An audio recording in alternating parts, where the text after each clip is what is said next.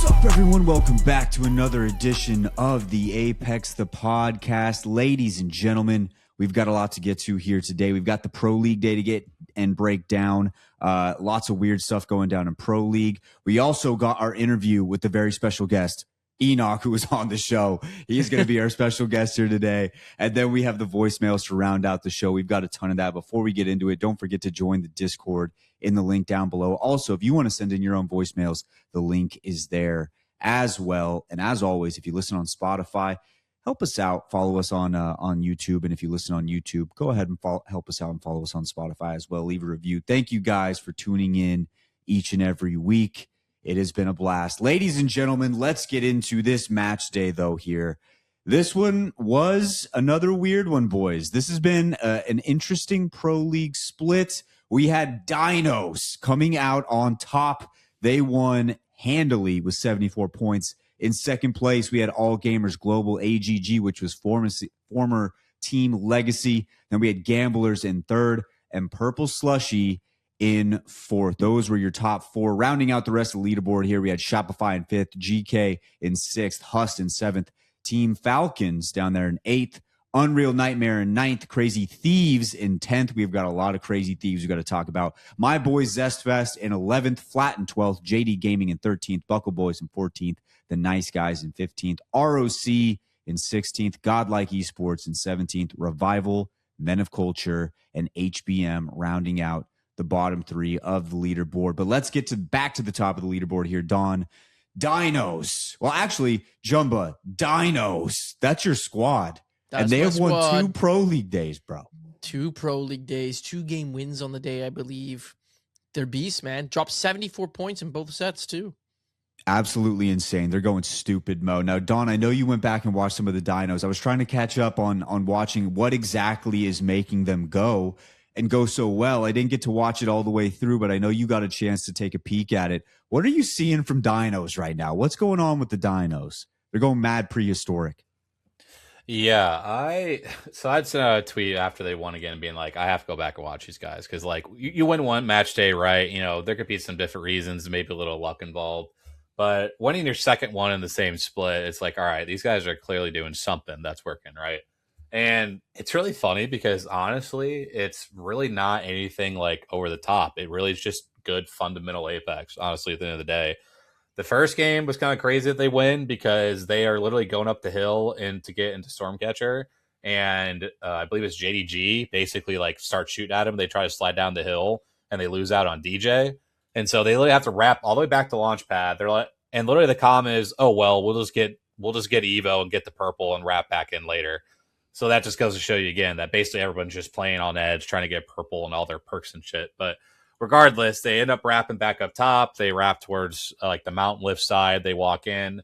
They absolutely destroy Huss, who ends up being in one of the best spots. It was legitimately one of those things where you're like, hey, well, let's watch this fight to break this down. It literally happens in 3 seconds. They crypto ult and they alter pour in on them, and they're absolutely nuked. And really just from there, they just hold their side. They do a really good job. When Falcons and Rock were fighting on the other side, for those who were watching, they were the team that wrapped around, ended up wiping them.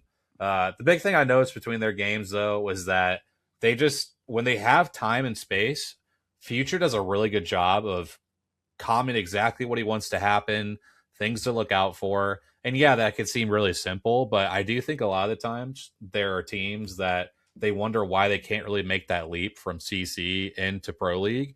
And honestly, I think watching these guys play would be really good game film because, again, the comms are always something that you as an individual can work on, right? That's something that you have control over of how you play, how you communicate with your teammates. And I just think the way that Future calmed, where he wanted DJ, where he wanted Chaos, what he wanted to do in this situation, that situation, I think he did a really good job throughout the entire day, but especially in that game one, of just putting his teammates in the right spot to succeed. The only thing I am weary of is when they don't have time and space and they kind of get in those chaotic moments. You can definitely tell the inexperience settles in a little bit, and you just tell like they just need more reps together in those chaotic end games. But there's no question the talent with the guns, though, man. DJ is insane. When they all are on the same page, they fight really well together.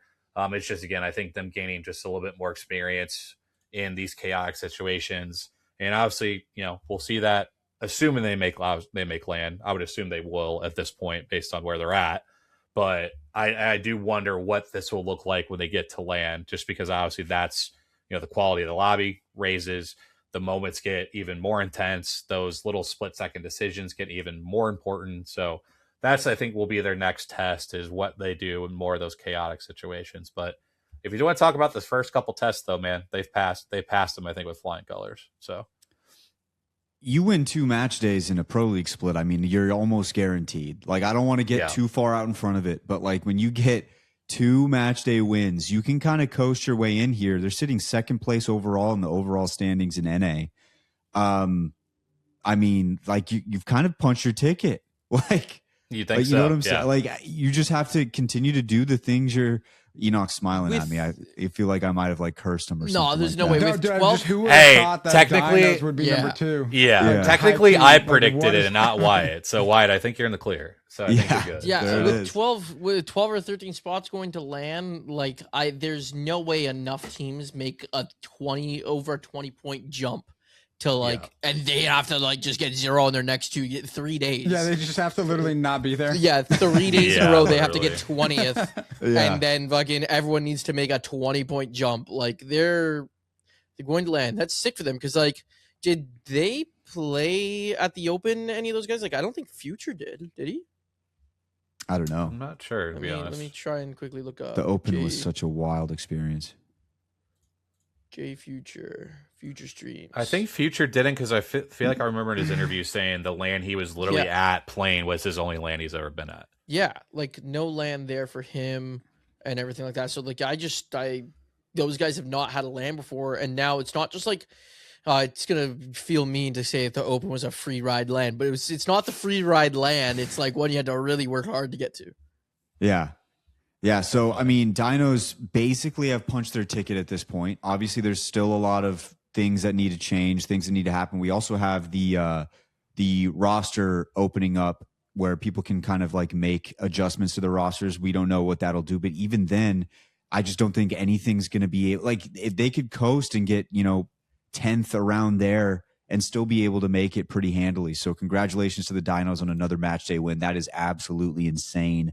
That is huge. Right behind them was All Gamers Global, which, like I said earlier, was Team Legacy. They had a 17 kill heater on this one, and they also had some pretty solid performances throughout the day. They had a 4th place, 3rd place. They also had a 20th with 0 kills, but that was right at the end of the day. They had pretty much locked in their stuff. They had a chance to potentially take the lead and win it here, but Dinos wins game 6 anyway, so I don't know if it would have mattered. As far as this goes down, Don, we do know that there's roster changes happening with Team Legacy. Giosi, I believe, is going to be moving out, and I believe they're going to be bringing back an old friend. Yeah, so Nazul comes back, which I don't know about you guys, but the way I found out was by All Gamers announcing their roster, and lo and behold, Nazul is on the roster. It's like, oh, okay, well, the boys are getting back together. Who was the org that like he was with before? It was was like F5 or something like that. Yeah, F5. Yeah, and I just found the F5 post. I'm going to sound, again, really mean here. The F5 post is kind of funny because, like, today we lost a big part of our organization. It was like, it's been like 3 weeks. That big of a part. I mean, it was. Like, it's facts, it was. It was a crazy 3 weeks. You wouldn't understand. They really loved him, man. They loved him. It's been like 5 weeks. Yeah. Yeah, so I guess that's one way to go out, Don. If you're if they're looking to make a roster swap, and then you go out with a big 2nd place with a 17 kill banger, and then you guys go out that way. I mean, for anybody looking for somebody, there's an option. There's an option there. Yeah, I mean, just look at. I feel bad for Giosi on the day because he has an 11 kill, like 6K damage day, which like is pretty solid, like considering one 6-game set. So it's just like hopefully he kind of lands on his feet somewhere. But yeah, it's gonna be interesting because again, you make this change. They had some momentum getting the 2nd place. So what does this change do? Bringing him back in. You hopefully, obviously, the old vibes are back and we see the best version of them. But it does make you wonder what it's going to look like. So. Yeah. So there it is with the top 2 there. We also had Gamblers and Purple Slushy. Now, as far as those 2 teams go, the only thing I have to say about Purple Slushy right now is I do feel like that is another team that qualifies for a potential roster change with Deeds being on that roster. I do feel like we're going to see Deeds go elsewhere. I don't know if you guys had any thoughts on that. They do finally get their first big day here, but that was really the only day they've had up to this point. Purple Slushy has really struggled up to this point, and I just feel like with Deeds, the year he had last year, I think there's going to be some teams looking at potentially making a change with Deeds being that change. Any options there? What do you guys think? He needs a big, like like with 2 days left, they're really far out from even that regional final. Well, the regional final, they're only 3 points, but who do you think would pick him up that would like, when I'm looking here, that would be looking to make a roster change that Deeds could like fit into? Because I feel like if you're in a land position right now, or at least on that cusp, you're not changing your squad all too much. Mm-hmm.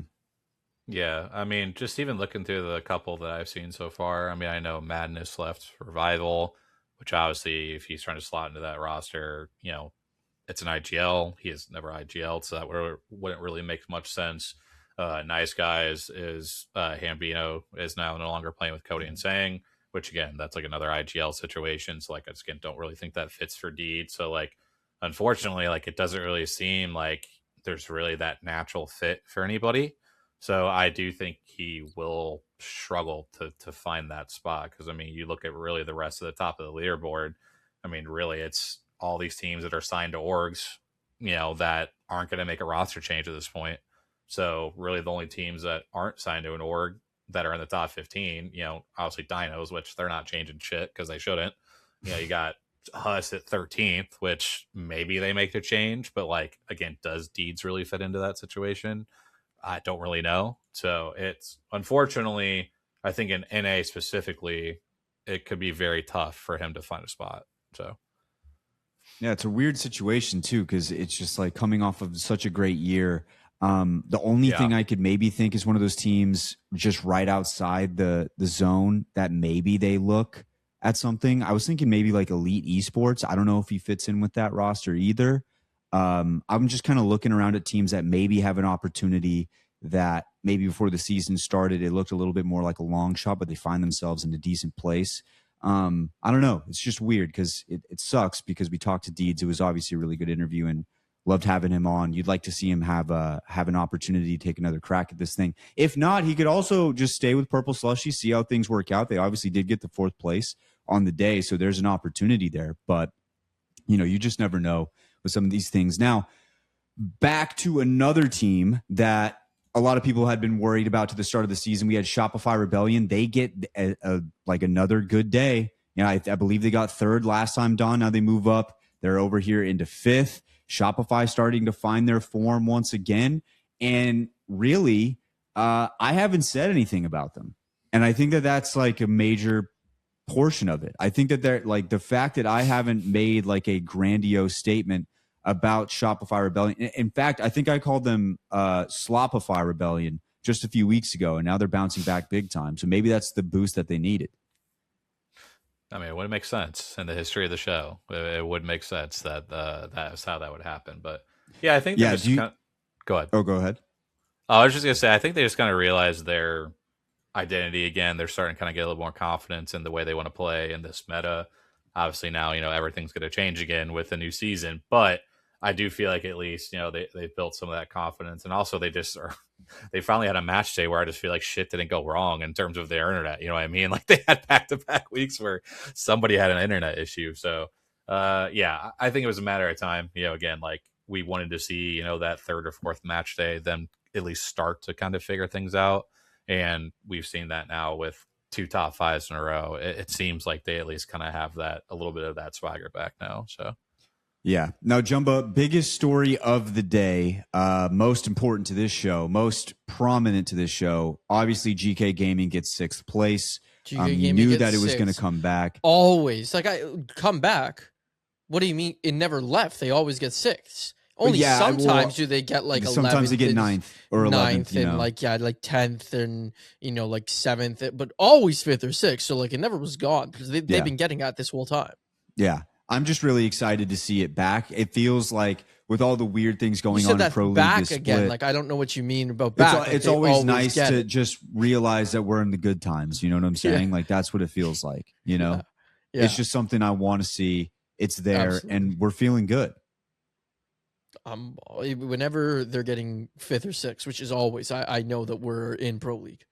Now, did you think that they had actually felt really good about that? Not gonna lie, like I saw them in 6th, and I was like, man, we're so back. Dude, like the top 4. What is going on? Like, I don't think anybody, like, if you would have, like, if you could have given every single person who's watched a single game of Apex Legends competitive in the last 5 years a list of the teams that are competing, and I don't think a single one of them would have ever put these 4 teams as the top 4. But man, it feels so nice to see GK in top 6, man. Yeah, it feels good. It's like our stabilizing force. It's like when everything else is going haywire, at least we know They're 5th or 6th. Which they needed that, because one, they were not looking good in the overall standings, and then they had 3 points to the first 3 games this match day, and then they were able to figure it out on E-District. But I mean, they desperately needed a decent performance, because I mean, right now, even after that, they sit in 11th, which right now 11th, 12th, 13th, 14th all have 45 points, and then 15th is 43 and 16th is 41. So like, they're definitely not out of the woods yet by any means, but at least some encouraging signs through those last couple of games. And maybe if more 6th places, they'll be feeling pretty good. So yeah, I mean, if they can just continue to be 5th or 6th, coast it all the way through, they want to lean more towards the 5th, right? Like, obviously you want to get 5th the rest of the way through, avoid the 6th. You should get enough points to get you in there.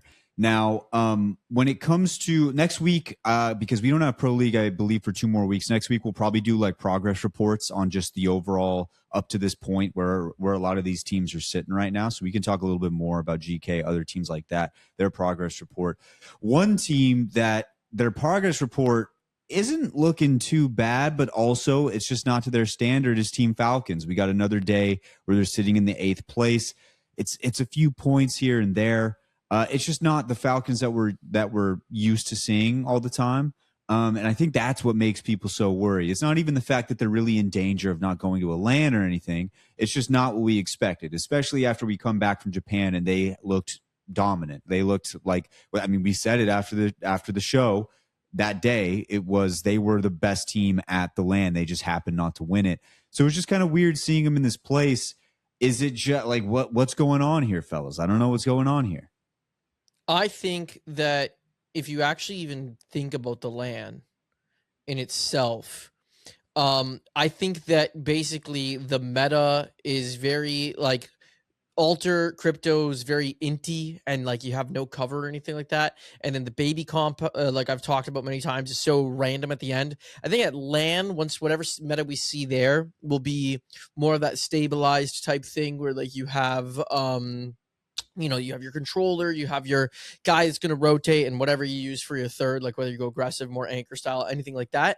And so what I'm getting at here is they're in 5th, they're doing fine, and I think at LAN they just really excel, and we'll notice that. Like, they're probably not going to be happy with their performance. They're always going to keep improving, but I don't think that it's anything that they would be concerned about. And the reason I say, like, if we even think about LAN, it happened in group stage. They dropped 91 points. Their next 2 sets weren't very good.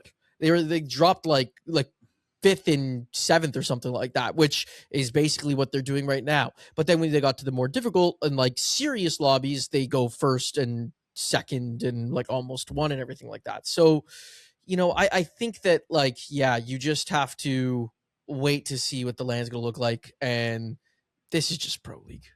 Yeah, it is just Pro League at the end of the day.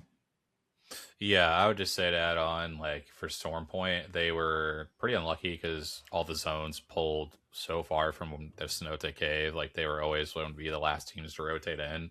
And like we've talked about right now, with so many teams wanting to play for purple and get the extra perks, and so they're just on tridents running around playing basically no plan besides, hey, we see nearest Evo, we go to it. Like, it just doesn't, like, your plan to like map things out is just so much different than I think we've really seen it like for the past couple of years, just because like all the extra perks now they're in the game with all the Evo, all this different stuff, with how like empty the first couple games can be with crypto and alter. Like there's just a lot of variables that I think that are definitely against them at times. And then on top of that, you get the zones not pulling towards you too. It can be one of those days where it's really tough. I mean, the game 2, I think they are running the Gibby Newcastle comp, and the one team that's behind him is running the exact counter to that with Maggie. So it's just basically near impossible to beat that team when you're not in middle zone. So it's just different situations like that. But again, we sit here and say like, oh, should we be worried this or that? They, again, probably felt like they didn't have their best day, and they still are finishing 8th, and they're still 5th overall. That, again, is just like, that's their floor. And if that's your floor, and when you're not feeling like you're playing that great or things aren't going your way, again, it's just a matter of time before RNG starts swinging back in your direction, and the script potentially kicks in at land, and we'll see them back to where we normally see them. So yeah, I just watched them steamroll a scrim right here, right now, as you're talking about this. Like literally, I think Hal just dropped 8 kills. Yeah, and again, biggest thing too, what could help them is we have a potential change in the meta with a new character coming in. We'll get to that. They are running Axel. No tridents, all that different stuff. So yeah, but we'll get into more of that here in a second. Yeah, we will get to that. Last thing I wanted to talk about here before we get into season 29 and then some voicemails is Crazy Thieves. Now, normally I wouldn't be worried about a 10th place finish with Crazy Thieves, just like not that many people are probably worried about an 8th place finish with Falcons, especially with half the season gone. They're still sitting in a really good spot. The problem is Crazy Thieves didn't have the opportunity of having their full squad early on in the season, and that is going to be a big factor moving into the final couple days that they got. Things didn't go well this time. I think Phony put out a tweet saying he apologizes. He felt like his calls weren't on par with how they should be typically. But Crazy Thieves, they just don't have a whole lot of time afforded to them to be able to make this change quickly. Now, they do have some opportunities left. Obviously, you have the regional final, so that anything can happen. But as far as the way Crazy Thieves are looking right now, what do you think needs to change? What is going wrong? What exactly is the thing here? Do you think it's just the fact that they had to wait for their third to come back for this long? Like, what do you guys think? What would you pinpoint as the problem right now with Crazy Thieves? It's got to be difficult to play. Was it 2 or 3 match days, Dawn, without, I think it was 2 match days without Jen. And then the first match day that Jen was back, he was crashing for the first 2 games. So 2 out of your 6 games go sideways. And then like they rally back and have like an okay day. And then like Phony like takes responsibility for having like what he thinks is a bad day. So just all around the team just has a bad day. I think that it's just like such growing pains. You think like, okay, these guys play the game every day. They're the same like players. Like they should just be able to pick up. This is something that happens in all sports. Like if you don't have the time to get into form when you're playing at like in the serious lobbies, you're dealing with just huge growing pains to everyone else who has adapted to the meta and everything that's going on. So it sucks. I hopefully like the 2-week break now like gives them a chance to get more like accustomed to like getting up to that speed, but I personally would not be trying to psychoanalyze or hyperanalyze what went wrong. Obviously, acknowledge your mistakes and improve on them, but like I wouldn't be trying to figure out like, oh, this team's like in the absolute dumpster right now for XYZ reason. Like they've been playing behind the 8 ball this entire time. Yeah, and I think this break could not be more perfectly timed for a team like this because, like Chumba said, it kind of allows them a little bit to kind of regroup. It's like, hey, we've had all this happen. Our, arguably our best player in terms of fragging potential has not been here for the first couple match days, and then, like he said, even the first day he was there, he still had issues, and they still sit right on that cusp. I mean, again, 1 more point in the Pro League standings, they'd be at 11th place. 2 more, they'd be in the top 10. So, like, it's not like they're that far off, and they've had everything basically against them to start with. So, again, you get this reset. You got to go through your game plan, how we want to do this, how we want to do that, see what adjustments they need to make with all the new stuff coming in. And, yeah, I think Jumbo hit it on the head. Like, we could sit here and try to come up with a bunch of stuff, but at the end of the day, like, they just have not, they just haven't had their team. At the end of the day, like, we haven't had a LAN champion, like a guy that's been one of our best, one of the best players in Apex for so long. So your goal is to make a difference. LAN. Yeah, Your goals exactly. like, and honestly, like the bad thing about Pro League in general is like your goals just get the land. Like the seeding obviously helps, but with 3 maps in rotation, obviously during your group stages it's only 2, but once you get to finals, 3 maps in rotation, that makes it that even the draft, like you're gonna have 1 map where you're gonna have a good pick on, right? And I don't know if they're bringing World's Edge back for Lance. I have not seen if that's confirmed there, so it could be 4 I maps don't in there, think right? so.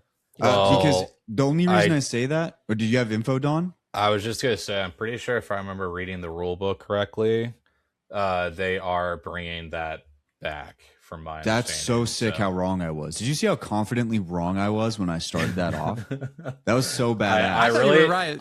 I thought really you were tried right to because of catch how you on that. confidently you said it. Well, okay, Here. so you guys want to hear my reasoning why though? Because Yeah, on that this will give me a roadmap second they to pull it tweeted. up, so Yeah, they on that roadmap they tweeted. They said competitive changes to World's Edge next season. I thought maybe I got that wrong. Didn't the roadmap say Kings Canyon competitive changes? I thought it said World's Edge. Map. Man, you might be so wrong. Dude, this is so bad. Man, it's about to be so embarrassing for you. It's about to be something that like you think about for the No, next no, 4 he weeks. is right. He is right. No. He is right. Hell yeah. He is right. He is right. It's World's Edge competitive changes season 30. That's why I thought that. That's why I thought that. Hand up. Yeah. And I only said Kings Canyon because Connor yesterday when we were ranking said Kings Canyon. He said he was excited for the Kings Canyon competitive changes. So honestly, blame Connor. Like that's his fault. It's his fault. Connor, yeah, let's fuck that guy. Do you find it, Don? yeah, split 1 playoffs will be the 3 maps. Actually, it's going to be Storm Point, ED, Olympus, and World's Edge. So yeah, Okay. we'll see it at Okay. split 1 playoffs. You had a good reason though, but like it wouldn't be you if you weren't super confident about being right. when Just you're being wrong. horribly wrong. Yeah, no, exactly. 100%. But yeah, so yeah, I agree. The crazy thing about it too, about Crazy Thieves also is they're still technically in right now at this point. They're still technically in, despite the fact they haven't had that crazy day. That's really all they're looking for here. So if they can just get one of those days where they can get a top 3, even win the day, You would say it could be they should crazy. fine. It'd be crazy. They'd be. I'm trying to think of something with Thieves. Crazy, I'd say. It'd be crazy. They'd be stealing it from somebody else. It'd be crazy. Absolutely It'd be, insane. Yeah, it would just be crazy. It'd be Well, I thievery. mean, And we saw them at the last land when they were playing not nearly as good as they could. They iced up when they needed to. So we know this team can do it. So Yeah. 100%. Yeah, I'd be absolutely just shocked if they don't make it. Even with like all of the stuff that they've dealt with. Like, yeah. I don't know, just being a team signed by 2 orgs and then somehow not making land just is like, it just doesn't compute. Mm-hmm. Yeah, so that is everything from the match day so far. As we get into the overall standings as they currently stand for a little bit of time now, it'll be NIP at number 1, Dinos at number 2. We got Team Vision at 3, JD Gaming at 4, Falcons at 5, AGG at 6, Sentinels at 7th, Team Nemesis, which was Stallions, at 8th, Team Liquid at 9th, Rocky Sports at 10th, Huss at 11th, GK Gaming, Crazy Thieves round out the bottom 2. So that is the leaderboard as it stands right now. Boys, we have a brand new season. And that season came with a brand new legend. And that legend is a fucking freak. That legend Busted. is a fucking freak. Enoch, Like literally just twisted. have you've got a chance to play with this character, right? Yeah, I'm not going to lie. It is, I will say playing the character is mad fun. Yeah. Played her for a little bit today. Genuinely, like I was straight up just giggling at like half the times I would fight because you literally just slide in. I was sleeping on the ammo perk. That thing is, I don't know who thought that was okay. You just slide in with an R9 that just doesn't stop singing, or Wingman. Oh, dude, Wingman on this character is so silly. And like, you don't even need to be in the queue. It's literally whenever you're sliding, your gun literally doesn't shoot bullets in the mag. It is nonsense. What happens Absolute if you have nonsense. infinite ammo? Does it like? Do you I never don't. have to reload? You just never. Yeah, as long as you're sliding, I just don't think you ever stop. Yeah, because I understood it was like came from like the reserve, and I didn't know if there was a point, but yeah, that makes sense. I believe there was a cap on it when I was reading the patch notes. Based on like the highest mag size, half of that I believe is like the cap. Yeah, there's definitely some sort of cap, but it's like, I mean, I think it was what Dig Vibes, I think, had like a gold shotgun bolt on double Mozams and was like shooting for 30 seconds straight or some crazy shit like that. I do I'm just think like, that it was 30 shots. yeah, before it's he had just, to reload. yeah, it's just like, bro, like, what am I watching right now? And then obviously on top of that, he's just bouncing around and freaking the pads and just get tap strafe and do all this crazy shit. I'm just like, bro, I don't need my aim assist to kick in, man, because I am so screwed this season. It doesn't help, dude. No, like you're actually moving so fast that it's borderline impossible to track, especially if they're good at tap strafing. You're chalked. And if he's saying that, I am absolutely screwed. There's no way I'm hitting shots this season. I only played a little bit of the new character last night that wasn't wildcard. I played some actual non-wildcard games to test out because I feel like wildcard can't truly understand the character. I played 2 games. I think I died within 45 seconds of both of those games. Both times were because Axel slid past me when I had gotten the first crack, and I'm like, oh, we're doing good here. And then I die immediately. I definitely did not give the ult enough credit either. I didn't think the ult was that good. I didn't think it would be that like impressive. It's pretty good. That's a pretty good ult. Like if it hits in the right spots, especially if you throw it out while you're sliding at somebody and launch them up in the air, there's not a whole lot you can do. So yeah, character absolutely insane. Now, do we think this translates to comp is the question. I mean, maybe. Just got banned in game 5. She got banned in game 5. I think in her current form, yes. But I think if they do nerf her, we'll have to see. Because I do think nerfs will probably come relatively within the next week or so based on how they've nerfed characters before. But I wonder. I feel like they wouldn't because they like having their characters OP off rip now. Like, especially if player numbers are better. Like, I think that they were going to wait. Like, the only way, and I know which feels busted, but it has to be so game breaking. Like even OG Seer took I feel a couple weeks or a month to get banned or like get reverted or changed. Mm-hmm. And like OG Seer was like the one where you're just like that shit was the dumbest dumb thing. But like you think about Horizon lasted a full fucking season when she came out. So she gets banned game 5 in scrims. Do we think that's just because it's new legend? They're just testing it out? I think that might be definitely part of it. Be, yeah. Bro, I will say though, watching game 1, I think it was Falcons had Alter, Axel, and Crypto. That synergy and that comp is disgusting. Well, because the Alter, the Alter and the Axel to like just int while fucking an EMP is going out is just probably insane. Right? Yeah, like you want to talk about a fun team that you to watch to run that would be Alliance for sure. Yeah, it's absolutely gross what the capabilities of that comp would be if it stays in its current form. Yeah, I do think if we, this first week, I think in scrims we'll definitely see the pick rate be up there. Again, I think the next week and the week after, the weeks leading in closer to Pro League, we'll definitely have to see if she's still in there. But I do think at least for now we'll see some play from her before things move forward. I think it's really funny that in the playtest in firing range, I was using her and I was like, this stuff feels underwhelming. I'm like, I don't see this being like used. Like it's not as good as I thought it would be when you read the patch notes. I'm like, this all feels like really underwhelming. We were testing it in so many different scenarios. Like, the ult like doesn't really work that great.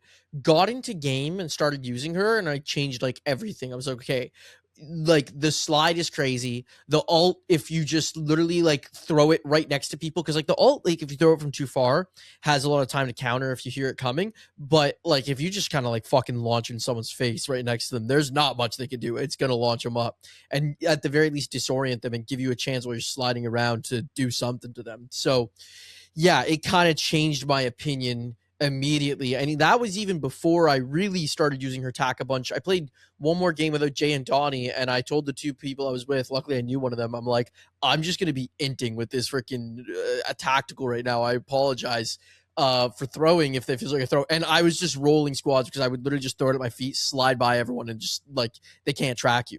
I say rolling, but like it was more so like they couldn't kill me because in situations you should die. Yeah. Dude, you just hit that tack and you're just moved. Like you actually just like cannot be hit. It's Yeah. insane. And then the fact that knocked people can take that. Oh, that was Oh, when we dude. found that out. It was hilarious. That's hilarious. What That's are we hilarious to doing? watch. Like someone mentioned it in chat. I'm like, wait, like I'm like, knock me right now, and let's see if we can take this. And yeah, like you just zoom. Go It's zooming, so bro. good for getting your teammates out of cover or out Yeah. of danger. Yeah. I did want to talk about some of the other competitive changes that I think we're going to see as well. And one of the major ones, other than the brand new legend, is the fact that tridents are now gone. RIP. They're gone forever. Well, I shouldn't say Needed forever. to They're gone happen. for now. Tridents are gone They're- though. And They it's said gonna they're change most a lot of likely gone things. forever. Is like what Really? I saw some of the shit say. Like, so like some of the YouTubers that like I think it was Burnham that made a video about it said like they're gonna be removed from this season and they're gonna reevaluate. But then he said like dropped a line in there. He's like, I'm pretty sure it's permanent though. So I wonder if something when he was like doing whatever the early test, if he gets to like talk to anyone, if they had like kind of said like yeah, there's like it's pretty low chance they come back unless we'd really think of something. Yeah. So tridents are officially gone. They also adjusted and took out a lot of the zip rails that were in the map of Broken Moon. Which is awesome. They're Yeah. really only on POIs, and to get from like the only place they stay is like certain POIs where it's within the POI. It's not Yeah, like the connecting POI to quarantine POI. zone ones where like you could literally just wrap around the POI Yeah. there. Like that's about it. And Yeah. I think like core might have some. Yeah, and then on top of that, another legend that got a major buff would be Conduit, who is one of my favorites of all time. Yeah. Conduit got a big buff. Believe what's her name? Vantage got a buff. I don't think that's going to matter, but I do Move think on from Conduit. that. Have we seen Conduit at all getting played in scrims? Conduit, I don't think will get played in comp. Like she just doesn't do enough for like what you need in terms of her kit. And Conduit like really excelled back when contests were a thing because there were some teams if they knew they're going to be in a contest, they would have to play Conduit. But you'd be giving up like, are you going to give up a controller? You're not going to get like if you're going to play a support, you might as well play one that can give you cover, like give you your Newcastle. She's not going to provide like the revive accessibility as well as those characters could play. She really just helps in 3v3 fights, which I think you already have. Like you're gonna have your Axel, your Maggie, your Wraith, your Alter to like provide that. So if I'm wrong, like I mean, I don't actually often think I know what I'm talking about, but I think I know what I'm talking about in this case. Mhm. I mean, Mhm. I 100% agree. Beautifully One, put. her ult takes way too long to actually like pop. So like if you're in the second where you need to throw the ult down, it still takes forever. I think it's only what like 10 damage when you get like stunned Yeah. like initially, which like again, when you're getting pushed and you're already like down a player, that's really not going to stop teams necessarily from pushing. Yeah. And Like a and yeah, cat wall is gonna do more. yeah, Cat tactical would do more. yeah, literally. So yeah, I agree. We might see it in like a game 6. We need like 25 kills to get 10th place type vibe, but like outside of that, yeah, I don't see it either. So should be fun. Well, maybe fun and ranked depending on what side of Yeah, the she's condo like you're a on, ranked so. character through and through, which Great sucks wildcard because character. like I'd love to see her insane wildcard character, but like I'd love to see her come back. It was fun to see her in contest, but I always do also remember being like, damn, these teams are like forced to run conduit for their contest so they can win it, and then they're fucking stuck with a conduit the rest of their game. Yeah. I'm Yeah, sure it they is a felt the little bit same way. unfortunate. It is a little bit unfortunate. Now the tridents are gone. That kind of sucks. We had a good run. We had a real good run with the tridents. I would like to say on the last day of the season, me and Jumba and Donnie this time have been doing this thing where we try to just finish the battle pass in one foul swoop. Yeah, we And, don't. We did somehow that. fucking only start it on the last day. We just wait till the last day to start doing anything, and then we started it, and it was a grind. I think we were playing for 5 straight hours to finish this battle pass. By the way, like you have to play throughout the season, otherwise you're not going to finish if you finish all the challenges. Maybe everybody else knew that. I didn't. So that was a thing. But one of the best things about the Trident was, we were in a tight situation, me, Don, and Jumba, and I hopped in the Trident when Don was getting shot at, and I did something that the media is calling the distraction, where I just went back and forth in front of the other team with the Trident, honking Make sure at 'em. you say he was And honking Donnie the entire survived, time. and guess who won the game? Enoch, Yes. if you would have watched this, I wish we'd have got a clip so we could show you. Yeah. If you would have saw this, you would have been like, "What the fuck is this?" He was going that's back what I and forth bring It on the honking was. while Jumba oh my fucking God. carried. Hey, game is game. was I'm on not Olympus. surprised that Jumba carried, by the way. You're It wa- surprised? You're surprised? No, I I said cared? not surprised. Oh. Not surprised. It was where it's at like Bonsai Plaza, you know, where like the huge wall is on the outside of the buildings where you're like going to slide down. You know what I'm talking about? Jumbo was on Yeah, top yeah. of that. Dawn was Yeah, around down the bonsai below thing. behind a rock. And then I I'm on will the trident say- going like this, blocking all the shots, making sure Dawn can get healthy. I was. honking at him. It actually did distract the Valk on the height, because she was paying attention. Every time I come up, she would shoot back at me, and the second he started going back and forth honking, she stopped looking at me, and I jumped back up and I one clipped her. So like, I think it did partially work. She looked at you Hey, game and is stopped game. shooting me. So like I do think we have to mention where he landed legitimately all the way across the map. Me and Jumbo got into trouble at one point at Gardens, and at he was Gardens, at Rift or some and shit. yeah, he was at Yeah, he's further. He's at like Fight Night. yeah, he landed at Fight Night. He literally got at one point he got in 2 different tridents and was trying to drive both of them to us. I was trying to see if I And could get both tridents, so I would drive one 20 feet, hop out, grab the other one, drive another 20 feet, No. hop out. And Yeah. then We but gave the then- Tridents a tribute. We gave the Tridents a tribute on our last day. But then eventually he ends up pulling up, and like I'm not even kidding, like the exact moment you needed him to show up, like honking, like being absolutely ridiculous, but gets us out of the situation and we wiped were the in. squad. And we ended up wiping the squad. It was Basically what happened Yeah. was before the game started, you know, we were 3 or 4 hours deep. yeah. You know, the squad Tensions was starting were to lose high. it a little. Tensions were high. We were screaming at each other a little bit. I was like, you know what? I'm not landing with you guys. I'm landing solo. I went by myself. They went to Gardens. I went to Fight Night. I grabbed the trident, and then I saw that Jumbo was shooting. I drove all the way up to Gardens, and he gets knocked as I pulled up. I'm just honking, hop out the trident, just start shooting the guy. We get the kill. We get the squad wipe. And then we were boys again. But that's what happens when you grind the battle pass on the final day of the season. You know, there's going to be highs and lows. You can't just expect it to be daisies all the way through. The last thing I'd say is that the Trident is bittersweet. That Trident changed my life. It did. The video It that did, really yeah. fucking like I have been doing YouTube and getting like okay decent views, but the Trident video, that shit. Do you know how many people from like I think I got invited out to LAN. Like 50% of the reason is because of that fucking Trident video, because like Jay helped me get in there because he had been invited out to the past one, but like when he like brought my name up, they're like, oh, we were thinking of asking if he would like let us like play that video at LAN, so we were gonna reach out to him. So that literally got me on the radar of like EA people, and like got like that shit did so much for me, that one video. So RIP Tridents. That thing RIP changed Tridents. my life, bro. Also RIP changed Tridents. Optic's life. No Tridents, Optic wins a LAN. Mm-hmm. Damn. That's true. That's true. We're looking at things a lot differently. So that was basically all I saw from the season that I think would be kind of meta changing in any way, shape, or form. Obviously, we still got to see what happens here. We also got to see if anybody actually pulls the trigger on Axel when it comes to an actual match day. So we'll see if that happens, because a lot of times, you know, you just want to test out the ledge and see how it is. So we'll see what goes down there, playing them in scrims. So we'll see what happens with all of that. Ladies and gents, that should just about do it for all of the Pro League breakdown, everything like that. Boys, you ready for some voicemails here? The Pro League breakdown into our pubs breakdown. That was amazing. That was incredible. fantastic. I think there should be more distractions with the Trident. It was actually kind of insane. Let's get to the voicemails here, fellas. Let me get this up. I had it open and it's not there anymore because I was looking up Jacob Chikrin stats for before the podcast. All right, here we go. All right, let's get into the voicemails here. First one comes from Omega.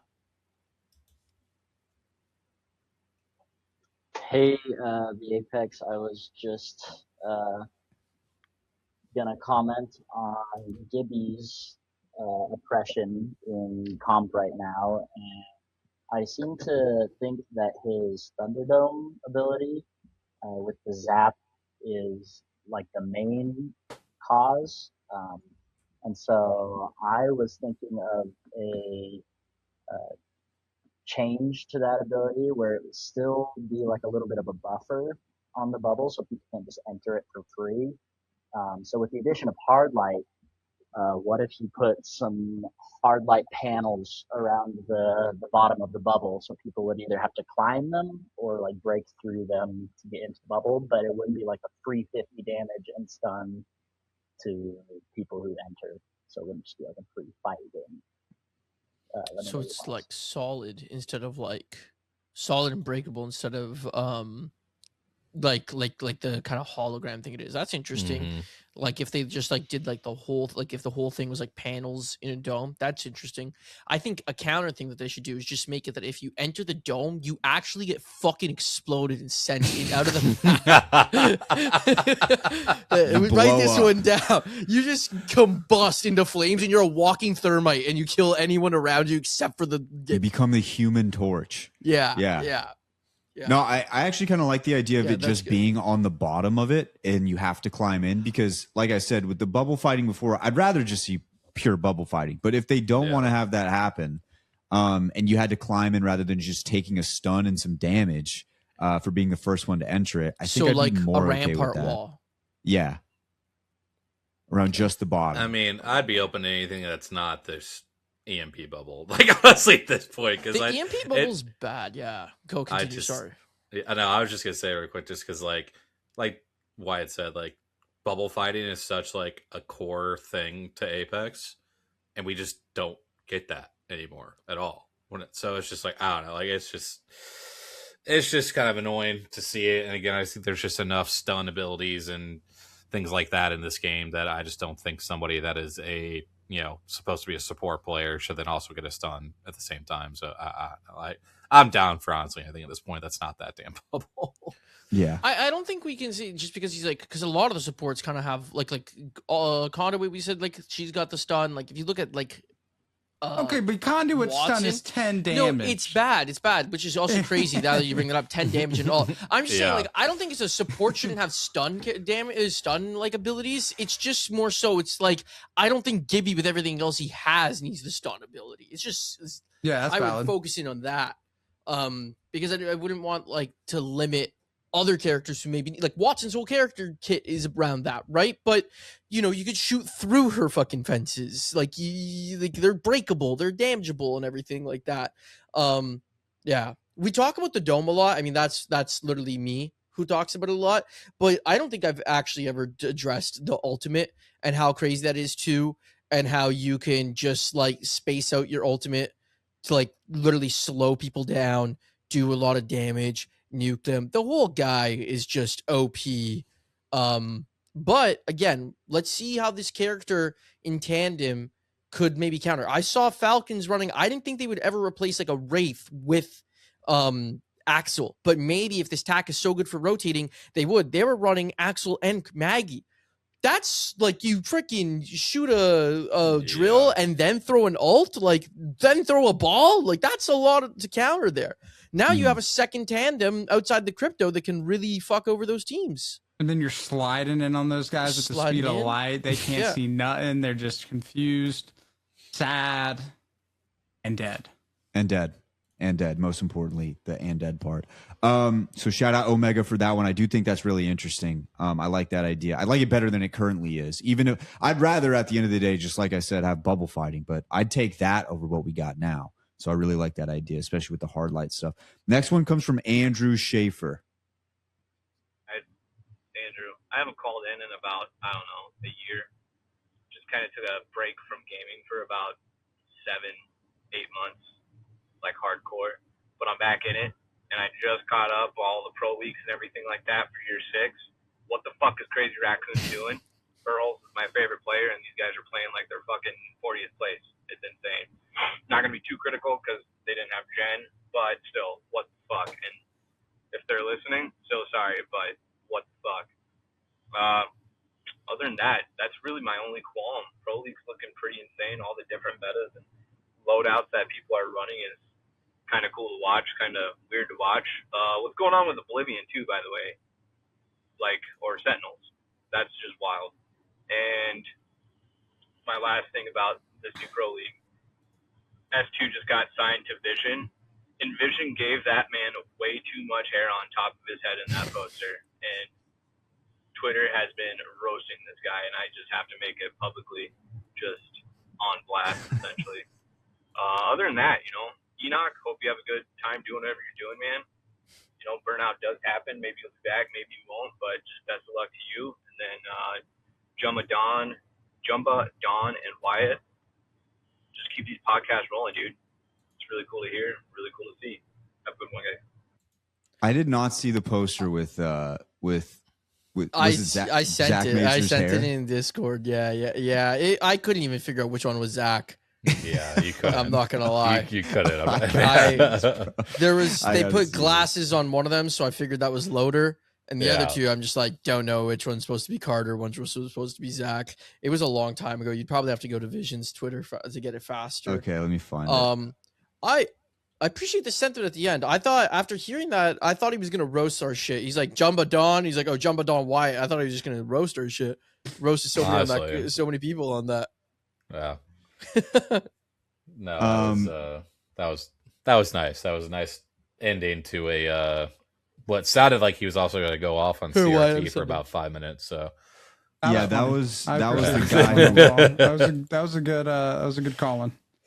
You could definitely tell he wanted to let it go a little bit more. He's definitely upset. The funniest part, he's like, they're playing like they're 40th. I'm not gonna roast them too much. Like, right after saying they're like the worst team. already absolutely burying him. Yeah. He said like, what the fuck's up with Oblivion? Like, if I were or like Sentinels now, and honestly, like when I look at it, like, okay, they had the second. I know they had the other really bad day. I can't get to that day for some reason. They had a fourth, and then what was their other day? Their fourth day.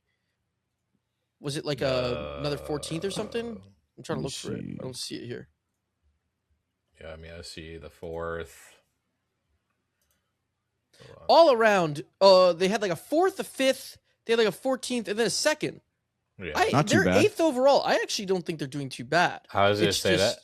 It's about where I thought they would be, to be quite honest. Like, I thought they'd be in the I top know 10. I talked about them maybe being elite and this and that, but I mean, that's kind of just like where they always have hovered when it comes to Pro League. Even at LAM, like, look at their overall performance. Like, they had a really good day on finals, and I'm not saying they didn't deserve it. I'm just explaining, like, this is how it kind of is. And then also, too, if you look at the points wise, though, from 8th to 3rd, it's a 7-point difference. If you want to freaking even go a little bit like lower from 8th to 5th, it's a 2-point difference. So, they're not doing that bad right now. The race is just actually pretty close outside the top 2 teams. Yeah. Okay, so shout out to Andrew Schaefer for hopping back on. Next one comes from Ronan. I wonder if he's FPS. related to Matthew Schaefer. All right, yo, Enoch. I know it's my last episode. I feel like I got things I never had to say too directly through voicemails or via Twitch chat, but I'm using the opportunity to say those things.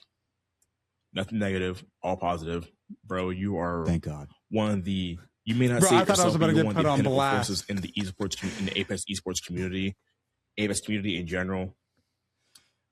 I just made 25 this past Friday on the 1st. Happy birthday. And it got me thinking that I am able to make changes in my life without a severe detriment to myself, mostly due to the fact that I still live with my family, I live with my parents still, but they allow me to make changes in myself, actually try and do better for myself. They allow me to do content creation, attempt it full time for a good few years now under their roof, not paying bills. I got lucky as hell on that front, and it's not quite working as well as I wanted to. So I'm going to take time to go to school for cybersecurity. It's something I've thought about for a few years now. And I just want to say, you through the coaching with Sang and the boys, helping with the OMIT squad back in year 2, you having your kid and your family. I'm just happy that you're doing what your life makes you happy. Love you, Enoch. Gratitude to the end. Love you, man. Hell yeah, baby. Hell yeah. Man, dude, I thought I was about to get Yeah. ripped apart, but that was really good. That'll It's, be on the cybersecurity Nothing front. I hope negative. everything works out. Another negative. I feel like I've it's really the way. having something I need to say to this guy. Yeah, it feels like just like, the way oh, that shit. they come on. Like even the other guy, he's like, and Jumba, Dawn, and Wyatt.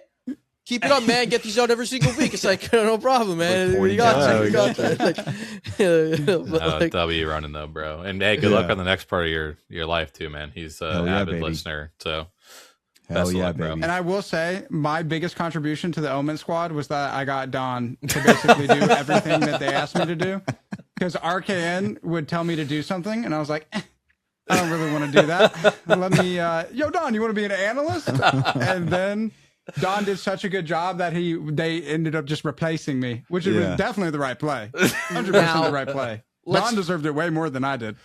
Let's talk about your biggest contribution to the E8 roster. That was a wild. That was wild. That was a wild run. What an Did you era. guys drop Zach Mazer and then have him on the next day? Or not Zach Mazer, No, Designful. We dropped Design, and then we had him on the pod. Yeah. No, Designful, and then get him on the pod the next day. The thing that sucks about that, like that, I definitely like. Obviously, everything happens for a reason. And so, like to say that, like I don't really regret anything that happened because high key. That enemy Temi design squad was one of my favorite teams to watch in Apex history, probably. Mm-hmm. So I don't like regret it, but like it would have been the better because like I wanted to keep design. And also like design is like one of my boys. Like he's one of the few people in this game that I've actually met IRL and hung out with. And like, well, before I went to all the lands, right? And so like he was the homie, but like, yeah, the team dynamic and just like the chaotic and Zach, it was just not ideal. But I do wish that I just like held it down, and then I also wish that I had just stayed true to the comp that we were good at. We made so many mistakes, and it was just definitely not ideal. Yeah, didn't you guys play that comp like literally on the last day and just absolutely farm the lobby? Dude, we played that comp the first 2 days, like the first 2 days, and we did really well. Like really well. Like obviously had some bad stuff happen, but like overall, like the comp was fire. And then they just wanted to like, but then design kept on having PC issues, and connection issues, and he would DC. And so it was like, okay, well, like if this is gonna happen, we gotta mix up the comp because we can't have our entry Wraith having like internet issues and throwing the fights and everything, not because of him, but because of the internet. And so then we went to a bunch of different comps that they wanted to try. And all of them were bad. And then I was like, okay, guys, we're going back to like, you guys are like the best on this comp. Like it fits everybody so well. It was like Zach on Seer, Design on Wraith, and then we had Chaotic on, I believe, Catalyst. And it was like so good. They all played their roles really, really well. Cause I mean, obviously Design's going to do well on Wraith.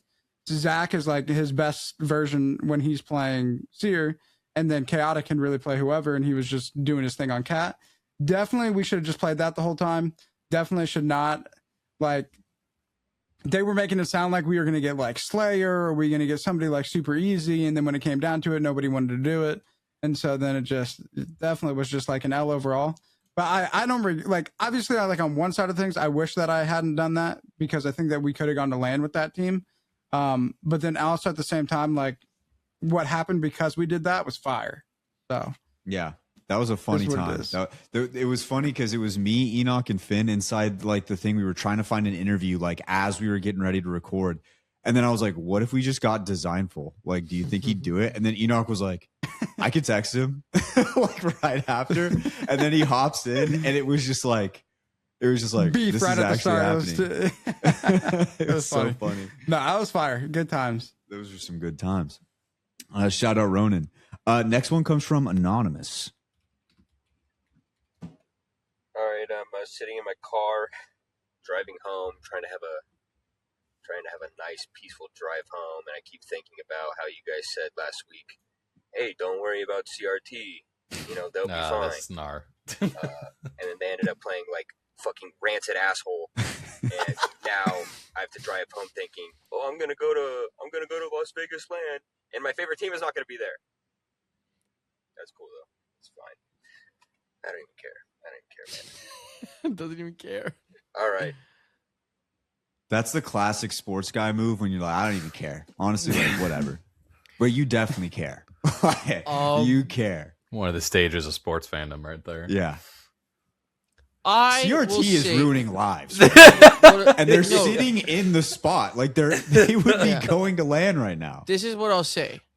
I appreciate that there are fans of this game that feel that passionate about their teams. Because sometimes I wonder if there is, right? You know, like the way that I feel about the Toronto Maple Leafs, right? Because like unfortunately, like when it comes to Apex now, because we've got to meet so many of these guys, we have them all in the pod. I don't have a team I feel that individually passionate for because I want to see a lot of these guys succeed, right? Like I'd love for so many of them to win. Like they have such good stories and everything like that, and I think they deserve it. So I don't get to feel that passion for Apex like teams. So like to see that there are fans that really do, it means that something is going right. So yeah, rancid asshole. What a fucking statement. Mm-hmm. Yeah, he's definitely not. He's fine though. Yeah, he's fine. Doesn't even care. Fine. Doesn't even Everything's care. fine. Next one comes from Omar in Toronto, Canada. Omar, my goat from Toronto all the time. What's up, the Apex, the pod? It's Omar from Toronto, Canada. I love that he starts things. with that all the time. First of all, Enoch, I'm sad to see you go. You know, as a fellow Muslim brother, bro. Alhamdulillah, you're like all your growth, your journey you're going through. It inspires me to be a better Muslim myself. You know, really like try hard. Just want to say, keep doing what you're doing. You know, you're making good work. You know what I mean? You're doing good stuff. Secondly, on to boring Apex Legends. Now that like a mini roster mania is about to happen with the transaction window opening, what do you guys think are some roster swaps that are going to happen for NA or EMEA? And who do you think will swap teams? What do you think swaps will be? You know, all that jazz. Thank you very much. Well, Don went 3 for 3 on his NBA ones already. Might just be a Grim Reaper, apparently, because I put 3 on the broadcast and all 3 made changes within 48 hours. So, yeah, my fault, I guess, on that. But yeah, I mean, in EMEA, to answer that part, like all of them that I kind of thought would happen, you know, with Uchako, with Zidane, you know, all those kind of took place. For those who haven't seen it, Zidane is going to be replacing Nasky, who Nasky is retiring from Comp Apex, in case you guys hadn't seen that yet. But he'll be playing with Nate and Kiner, which huge for Zidane because he goes from, I think, 14th overall to 8th. So back in a land qualifying spot. And then Uchako, I believe, is joining Kashera and Kings for his spot, and Ketch is leaving that roster. And then I saw Matafe was looking for a team. At this point, no word of where he's headed yet. Get him a squad. But yeah, I mean, those are definitely the big ones, I think, because a lot of the other top teams are going to stay together. I would think in EMEA. America's honestly, I don't know, Jumbo, if you got better thoughts on that, because I truly don't know what moves might happen outside of, you know, maybe the couple ones at the bottom. Yeah, we were trying to talk about them earlier. I feel like no one in the top 12 is like changing their squad. Like just no one. Maybe Huss could like try to improve. Like that could be maybe like the one place that maybe like Deeds for like a Kim or Jelly. Right? I was thinking that as well. I was thinking Deeds for Kim, but I didn't want to say it. Yeah. But now I'm saying it. We're saying it. We're saying it. But the funny thing is, Huss is in a 4-way tie between. Yeah, we're talking about fucking like Crazy Thieves, by the way, like not being in a spot. They're tied for freaking 11th, 12th, and 13th, and 14th are all tied. They're just losing the tiebreaker. But yeah, like that could be a team I could see. But the rest of the teams, the top 12, like 11, 12 there, I don't think are making swaps. Godlike is not making swaps. Godlike it's in 15th. What the fuck? I don't know. Weren't they in 3rd? Yeah, at one point. Yeah. So like, but still, I don't think they've looked good on the days that they look good. So I don't think they're making swaps. And plus signed to an org, like that just doesn't really seem like they would do that right when they got signed. So yeah, exactly. I guess you can maybe think like Buckle Boys, but I don't know. Because again, like they're not gonna like who's available to swap.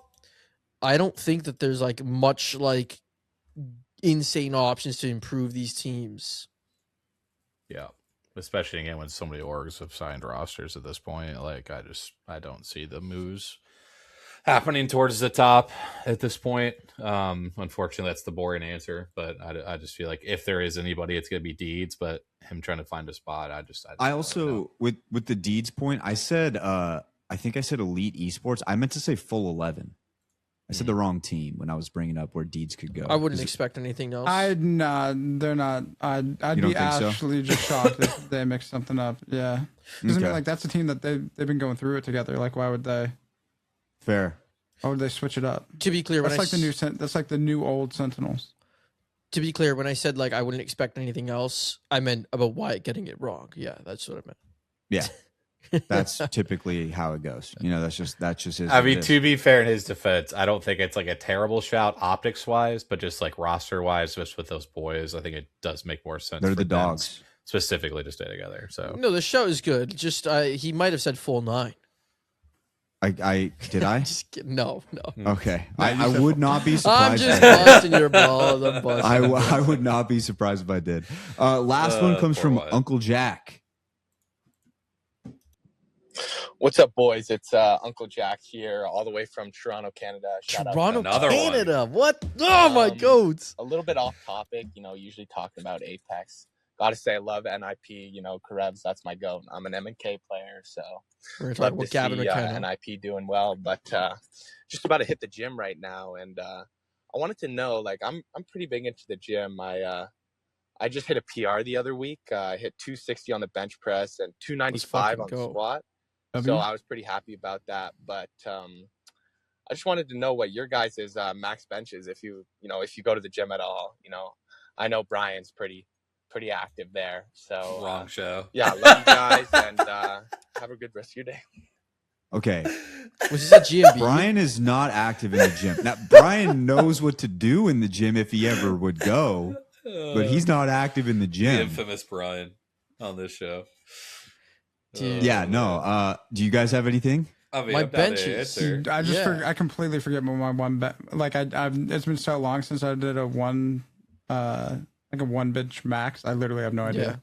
Yeah, my Yeah. bench is ass. Like I like what's it called? Like Donnie knows this probably more because I've been trying to really get back to being active and working out. But I have a terrible habit of like working out like really consistently 4 or 5 times a week for like 3 months straight, and then take like a good 4 to 5 months off, and like so that does not make for good progress. You kind of just stay around the same point. So I think my highest ever was like 155. But like squat, I think I did like I think I did like 245 or 250 on squat, like literally like fucking 3-4 months ago. Mhm. Yeah, squatting I feel like is easier to like hit higher numbers, right? So yeah, that's that. But Yeah, Bench is for ass. me, but this was like, I'm not gonna say what year because I'm really about to date myself, but just back in my athletic peak, I had benched, I think 230 was my max, and then 290 or 295 was like max squat. But we always had to be careful for like baseball. Our coach was very like mindful of us not like going crazy on like squat or anything, just because it can like fuck up your back if you try to like max squat a ton. So I didn't really if I really like got into it, I'd be interested to see what that number is. But I mean, honestly, right now I'm not even lifting. We're just doing this fucking walking and eating well, and yeah, gone from 275 down to 247. So we're moving. W's. So shout out Jay. Yeah. Shout out Jumbo. Shout out Moore for the inspiration in the group. Hell yeah. Good stuff. I've never been like a big gym guy, so I'll just give you guys a story. When I did go to the gym, I went solo, and I went at night after we would record pod. And what I would do is I would just walk inside and I'd go to the treadmill. And then I spent the whole time on the treadmill trying to build up courage to try and use one of the machines. But every time I'd walk by it, I'd be like, what if I'm using it wrong? And then somebody records me and puts it somewhere. And then I just like, the video gets hella views of me just like looking like an idiot. And I thought that for like 3 weeks. I would just walk on the treadmill. I don't need to lose weight. I think I need to gain weight, if anything. And I need to hit any sort of machine possible. It took me like 3 weeks. I finally started hitting the machines, and then I was like good for a little bit. And then I think we got Imperial How, and we had like, that was like anytime you get How, you want to make sure everything goes off without a hitch. So I took like a whole week to like kind of like prepare, like get stuff ready, all that. And then I just never went back. That's my gym story. you hit the forklift. The fork. I did have the forklift stuff. Dips. Yeah. So at work, we had this forklift, and one of my coworkers was like, I bet you can't do a dip off the forks on this forklift. So I ripped like 10. And then W. they were like, That's actually okay. fire. Yeah. So then what I did, I put the forks higher, and then I did as many pull-ups as I could do, and I think I could only do like 6. And then so what I started to do, that's like compared to most people, like that's very impressive. Bro, I'm tearing a tendon or something or whatever in my arms if I'm trying to do that shit. Are you kidding me? Yeah. No, those are good numbers. Yeah, that's Well, not bad this at is all. so this is what I started doing. So every day, because my boss is a bodybuilder, and so he always kind of like wants us to go to the gym. He always like mentions that he helps out with like eating and stuff like that whenever we're really into it. And like all of our other coworkers, they'll try their hand at different stuff, but he put on the board like do this many dips, this many pull-ups or whatever, and just see if you can do them. So I did every day for 3 months. At the end of the day, I would do dips. So I started off at 10 dips. I started off at 6 pull-ups. I could do 40 dips. At the end of the 3 months, I could do 40 dips, and I could do, I think, 20 pull-ups at the end of the day, every day. And it just got better and better. Like the dips, by the end of it, I could rip, I think, 25 before I had to stop. And then I would stop, take a break. Then I could do another 10, stop, take a break, and then finish it out. With the pull-ups, I could get up to 10 without stopping. Then I'd have to take a break for a minute, do like 3, take a break, do another 3. Like I got pretty good at it. And the only reason I stopped was just because it was so boring doing the same 2 workouts every single day. That was the only reason I stopped. But I got pretty good at doing those. It is pretty funny because those 2 workouts alone could actually build like if you're like nutrition is really good, like those 2 workouts alone could build like a really good upper body. Yeah, no, it was. I felt good. That would have been fire for you. You know what? I'm gonna start tomorrow. I'm just gonna go back. I'm gonna go back. Yeah. Why not? I'm gonna text you tomorrow. I know you won't reply, but I'm gonna text you to let you know. Yeah, listen, I had not gotten so much worse at replying. That was my New Year's resolution. I was good for 2 days. I've gotten so much worse. I will say it was longer than 2 days. I think you got it for a couple months, but that makes me feel good because Wyatt actually replies to me. So I think that well, usually you throw hockey stuff at me, and I have to reply to that. It's like immediate response. I will say, from when I first met Wyatt to like now, it is significantly better. Because when we first were texting, it definitely was like I might not get an answer for like a week and a half. I think this guy just hates me. Sometimes I just straight up I respond in my head, and I thought I responded, and I just didn't do it. I mean, bro, you got a family. It's not a big deal. I need to be better at replying. I need to be better at it. Okay, ladies and gents, that should just about do it for all of the voicemails here. We are going to take a quick break and send it on down into our interview with Enoch, and then get to the heart to heart. We got to do a heart to heart. Does this wait? So before we get into the Enoch interview, I guess this means Enoch, you're finally officially off the show because now you're a guest.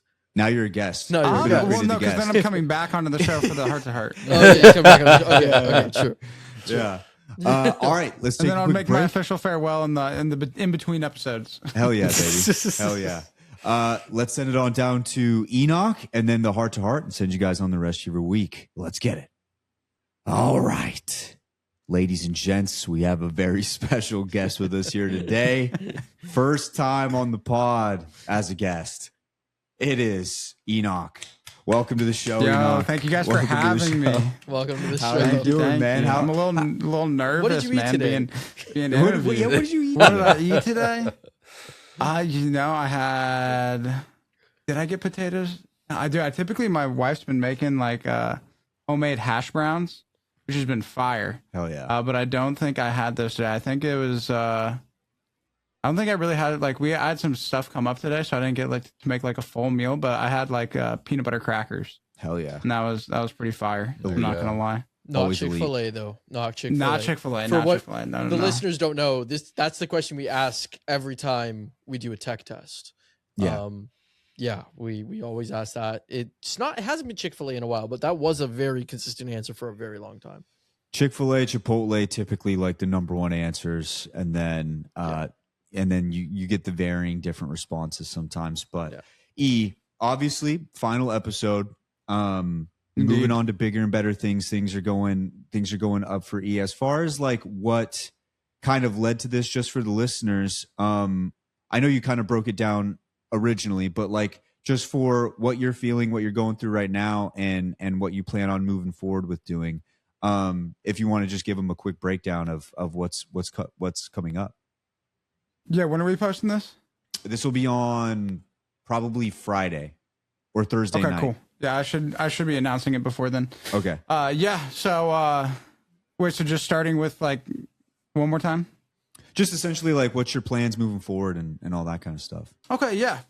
Yeah, so I am like definitely like since I reverted to Islam, I definitely like I mean, I guess I would say like I was kind of like on a burnout like heading into it, but then like once I reverted, like I think my burnout got substantially worse, and I just like I would just get to the point where I just didn't want to like I would just get on and I would want to do anything other than playing Apex. And so I was thinking about moving away then and looking into some other options, but then I was like, let me see if I can like pursue Battlefield, pursue comp, because I didn't really get that to do that with Apex. And then Battlefield got rug pulled, and then Arc Raiders was popping off. That was going super well. In terms of like the game was doing really well, and I really enjoyed playing it, but things just didn't really work out that way. Then I was playing Delta Force for a little bit on a contract, which was really nice, and then that is now done. And even with all these, like the playing different games, like going from game to game to game was like nice because it was like something fresh, get to learn, which like learning is like a new game is always fun, and then like going from like being bad to being good is always really good. But like I would eventually just get to with every single one. I just kept on getting to the point where I was just like, I'm just not enjoying this. Like this is just not it. And like definitely when I started streaming, I felt like it was 100% like what I was supposed to be doing at that time. But now I think it's 100% the time for me to be moving on. And so what I'm going to be moving on to is that I'm going to be full-time studying Islam. And so like I'll be joining a 6-year Alim program. And so it'll be 6 years of full-time like studying Islam and Islamic studies. And so I'm definitely like most excited I've been about anything work related, like basically ever. And it still like blows my mind that I reverted in this past June. So like about like a little bit under like 11 months ago. And now I'm going to be in the position where I'm going to be like studying to be a scholar. And I would say that like back in like my previous faith, I had like the goal and ambition of like wanting to be like a leader and being well studied and like being able to teach. But like now being able to do it in Islam and like having like a legitimate like school that I'm going to be attending and like I'll be like a legitimate scholar.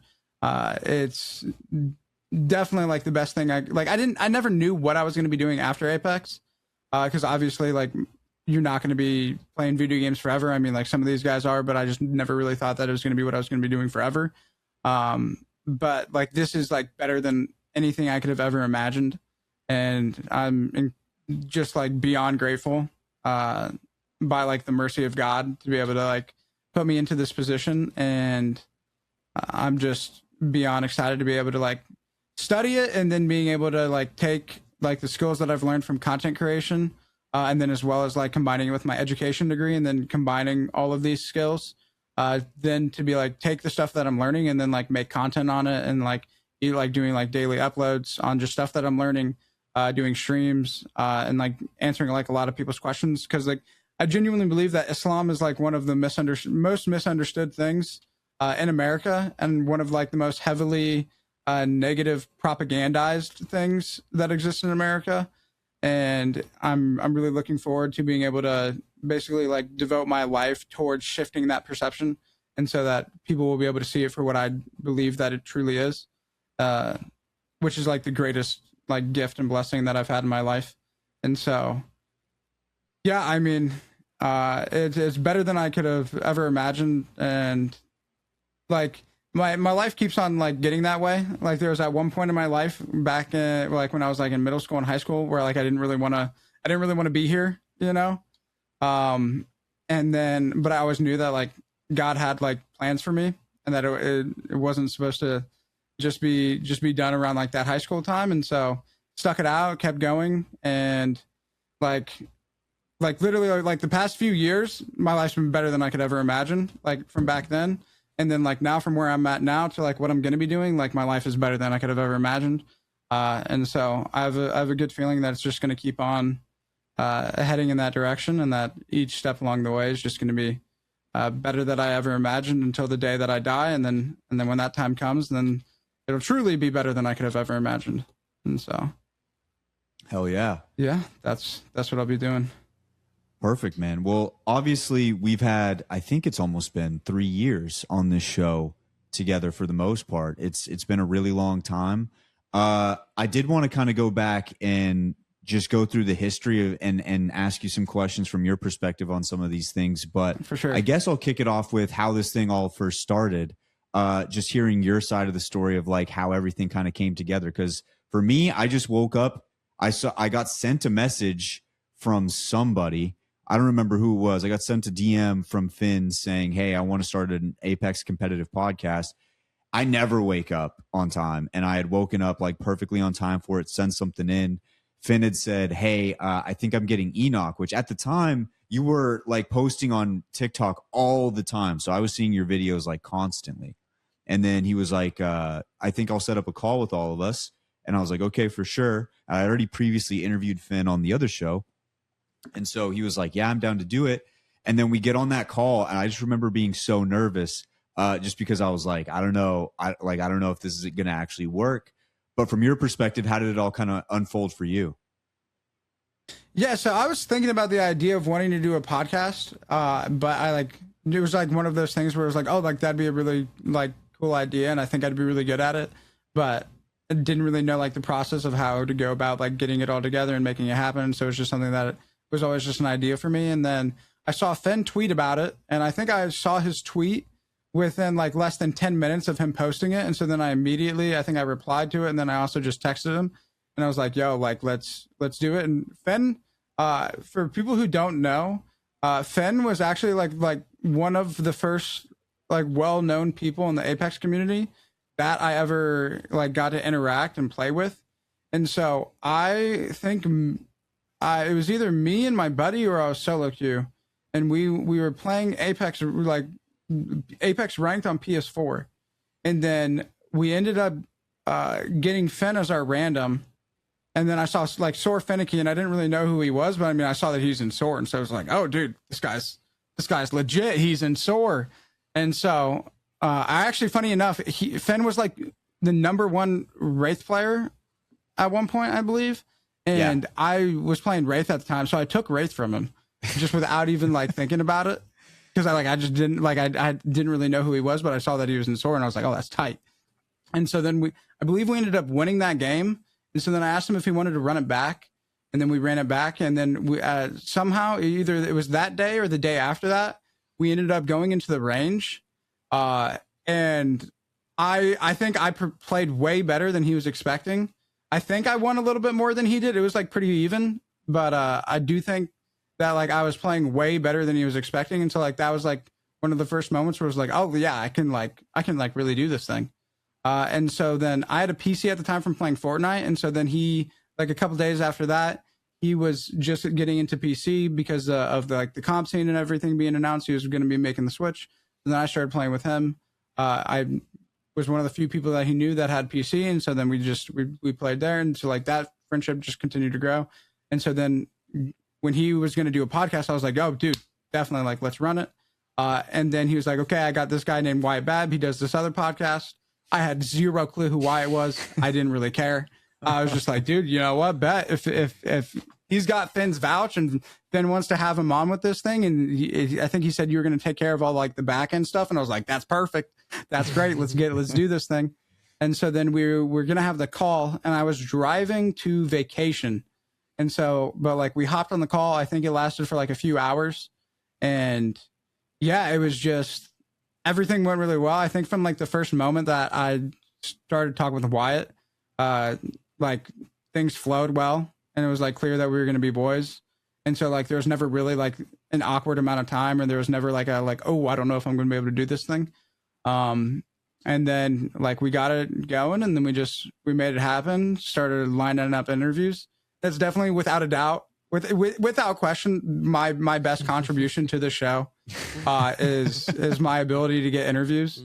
Hey, somebody's got to, bro. Somebody's got to. Yeah. And so like if I didn't have that, there's a good chance I would have gotten removed from this podcast, not on my own accord. So shout out that ability.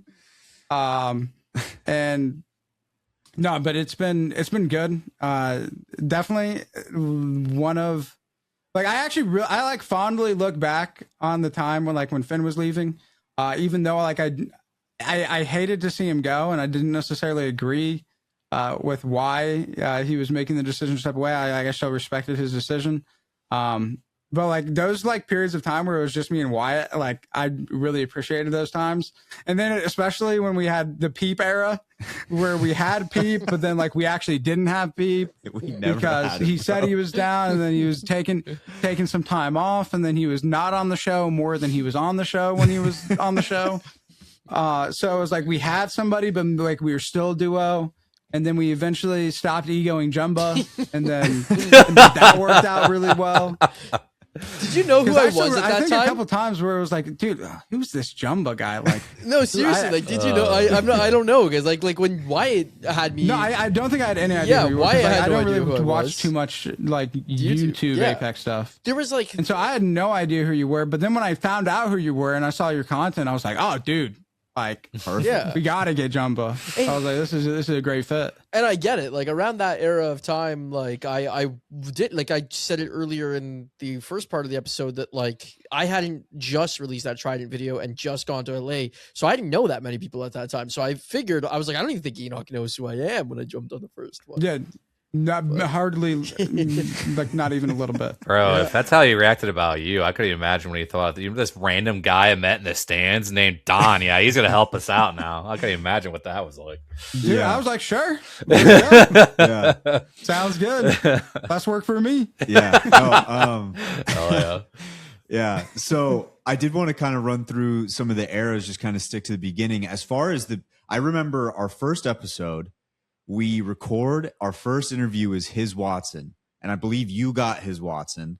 That's our first episode. That was like, what a that poll, was like really close to like when me and Watson we were like boys back then. Like I'd say we're still friends right now, but like that was like coming off of like we used to like me and Watson, we used to like wake up at like 5:30 a.m. every day, and we would play ranked for like 8 hours with a random third who would be playing Gibby because neither of us wanted to play Gibby.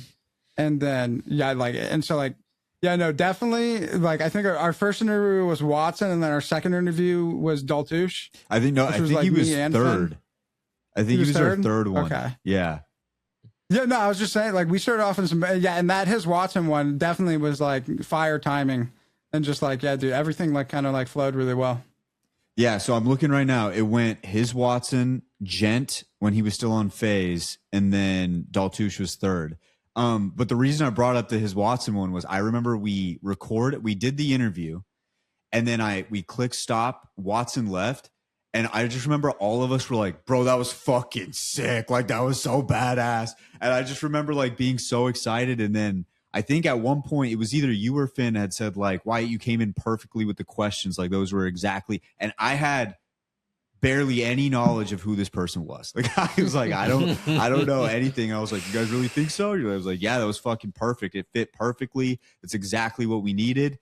And then from there, because the thing about podcasts is a lot of times people want to start them, they just don't like have the ability to be like continuous through it.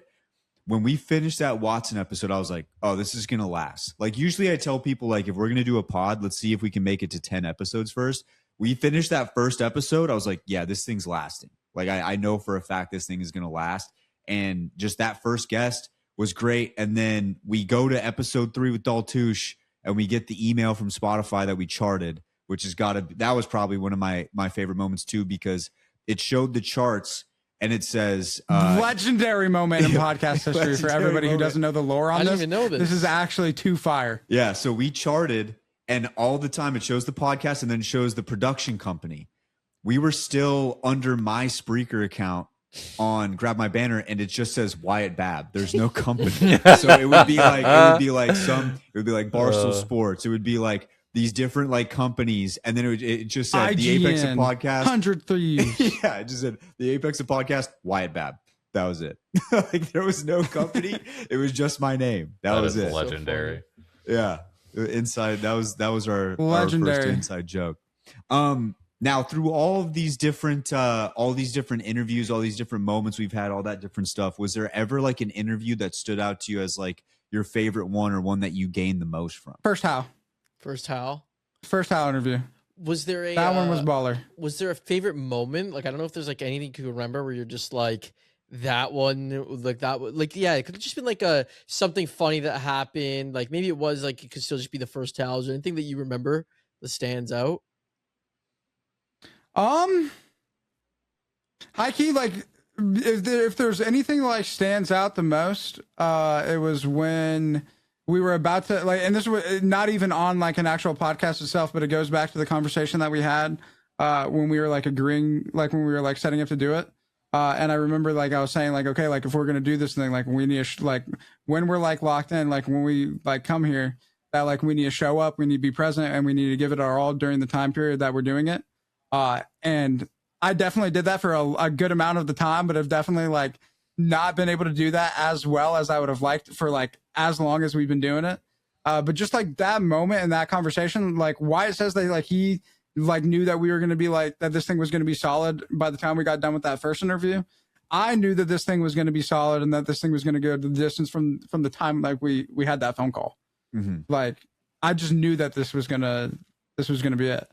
And I like it definitely is like I kind of like kicked the can down the road a little bit in terms of like having like the last one, because like I've spent like 3 years like building this thing, and like I was expecting it to be something that I would always do, and like something that it was going to be like grow, and like really just exciting to like see like where this thing grows into, because like obviously like we had always talked about like the possibility of this growing into something where we like literally like where Wyatt didn't have to work and he was able to just full time like do the pod and stuff, and then we were gonna, and I definitely think like it can grow to the point like if like, because like if you think about it, like in the first couple of years of the NFL, like those people were not making money. Mm-hmm. But now like all these years down the line, like people are balling.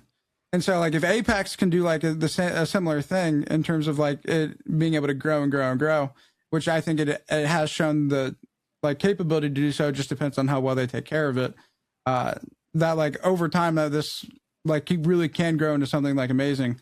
And so yeah, I would say like probably one of my favorite. Yeah, I would say like my definitely like favorite on pod would be the first Hal interview, just because like he's like the Michael Jordan of Apex, and being able to like have him on the pod, and I just remember how much fun he genuinely had, and so being able to like create an experience where people can come on and talk about Apex and just like genuinely enjoy themselves, like. That was like super something I was like really excited about, and I thought it was like a huge thing of like, okay, like we really have something like really special here. And then but like probably like yeah, that just that first phone call, like being able to get everything locked in, what I would probably put as one of my favorite moments. Now we've had go ahead, Don. Oh, I was just gonna say I'm curious because obviously, Jumbo and I wouldn't be here if it wasn't for you talking with Wyatt about that moment when Finn leaves. Obviously, very easy to stop things, right? And I'm just curious from your perspective of things, because obviously I know Wyatt's told us a couple times of how like that situation went down for you when it came to Finn leaving and just being you two. Like, what I guess like drove you to still like want to like continue this thing? Because again, you had the easy out. Like what was it like for you that you wanted to see this thing dude through? I mean I genuinely don't even know how to answer that question, because like for me it wasn't even a question for me. Yeah. Yeah, like the idea of not doing it was like not even a thought in my mind. I was just like, it literally went from like, okay, Finn's leaving, so me and Wyatt are doing this as a duo. Like it like the idea of like not continuing it, like literally just it was not even like a thought that I even like. I was like really, I'm pretty sure I was like surprised when Wyatt asked me. He was like, "Oh, do you like want to keep?" I was like, "What are you talking about?" Like, of course we're gonna keep doing this. Like, that's perfect, because Wyatt. Like, that's what do you mean? Literally how Wyatt tells it to us. He was like, "Yeah, I was just gonna ask him," and he was like 100% down. So it's like, okay, cool. Yeah. So no, that's cool to hear, because I mean, yeah, again, Chubb and I wouldn't be here if you guys hadn't. Yeah, it was. What were you gonna say, Jumbo? I was gonna say, do you refer to it as the Dark Ages as well, though? Because Wyatt, like, oftentimes he's like, man, we survived those Dark Ages. We can No, do I mean anything." they were dark ages, but bro. like That's what they I'm were like saying. dark ages that like you look back on, you're like, man, like those were some good times. They were. Because like when you're just like roughing it and you're just like, because like Finn really was like he paid more attention to Apex Comp than either me or Wyatt. Like I was like I was the guy who played the game a lot and was able to talk about like in-game things very, very well. Finn paid attention to Apex Comp way more than any of us, and so he locked in on that. And we were like a comp-oriented pod. And then Wyatt was our literal residential casual. Mm-hmm. And so when Finn left, like me and Wyatt, we both had to like step up. If anything, I wouldn't refer to those as the Dark Ages. I love Peep, but I would refer to the Peep era as the Dark Ages. I love Peep. Peep's a great guy. I love that guy. But man, that was just that. When I say the Dark Ages, that's usually what I'm referring. Now, mind you, I like that entire situation. I felt very sour about for a while, but I kind of.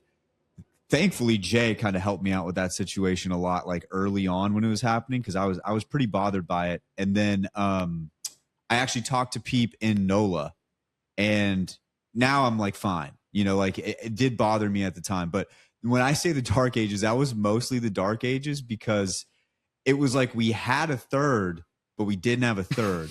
And then on top of that, I am getting flooded with comments being like, hey, what's going on? And then Jay's telling me stuff that's happening on the Reddit, being like, hey, they're asking about this, like, what's going on? And I'm like, dude, I don't know. I was like, I don't know what to say. Like, I don't really know what to do. I don't know much about his situation, but to give him credit, like, it happened at a time where his career like took off. Like that's like when he hit, like dude, his stream was like peaking. Yeah, his it's stream when was peaking. This man had like 3K viewers at one point. Yeah, and he was like thinking about getting off, grind. and I'm pretty sure I was like, bro, don't even think about it, dude. Like, what are you talking like about? that's when he got into like being number one, and then became the host of like the next 4 ALGS lands. So the guy just like. The timing was bad. I think he agreed because he saw it as a good opportunity he was going to commit to, and then like shit just happened where he like fucking needed to like lean into that for the better of his future. So it's nothing about that. It was more because of the public reaction. Yeah. Well, no, we just didn't know what to do because we were like what?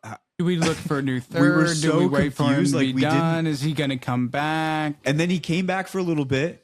And then we were like, okay, cool. And then I think the next season started or something happened. And then he was going to go for it again. And he was like, I really have to lock in on this. And we're like, yeah, okay.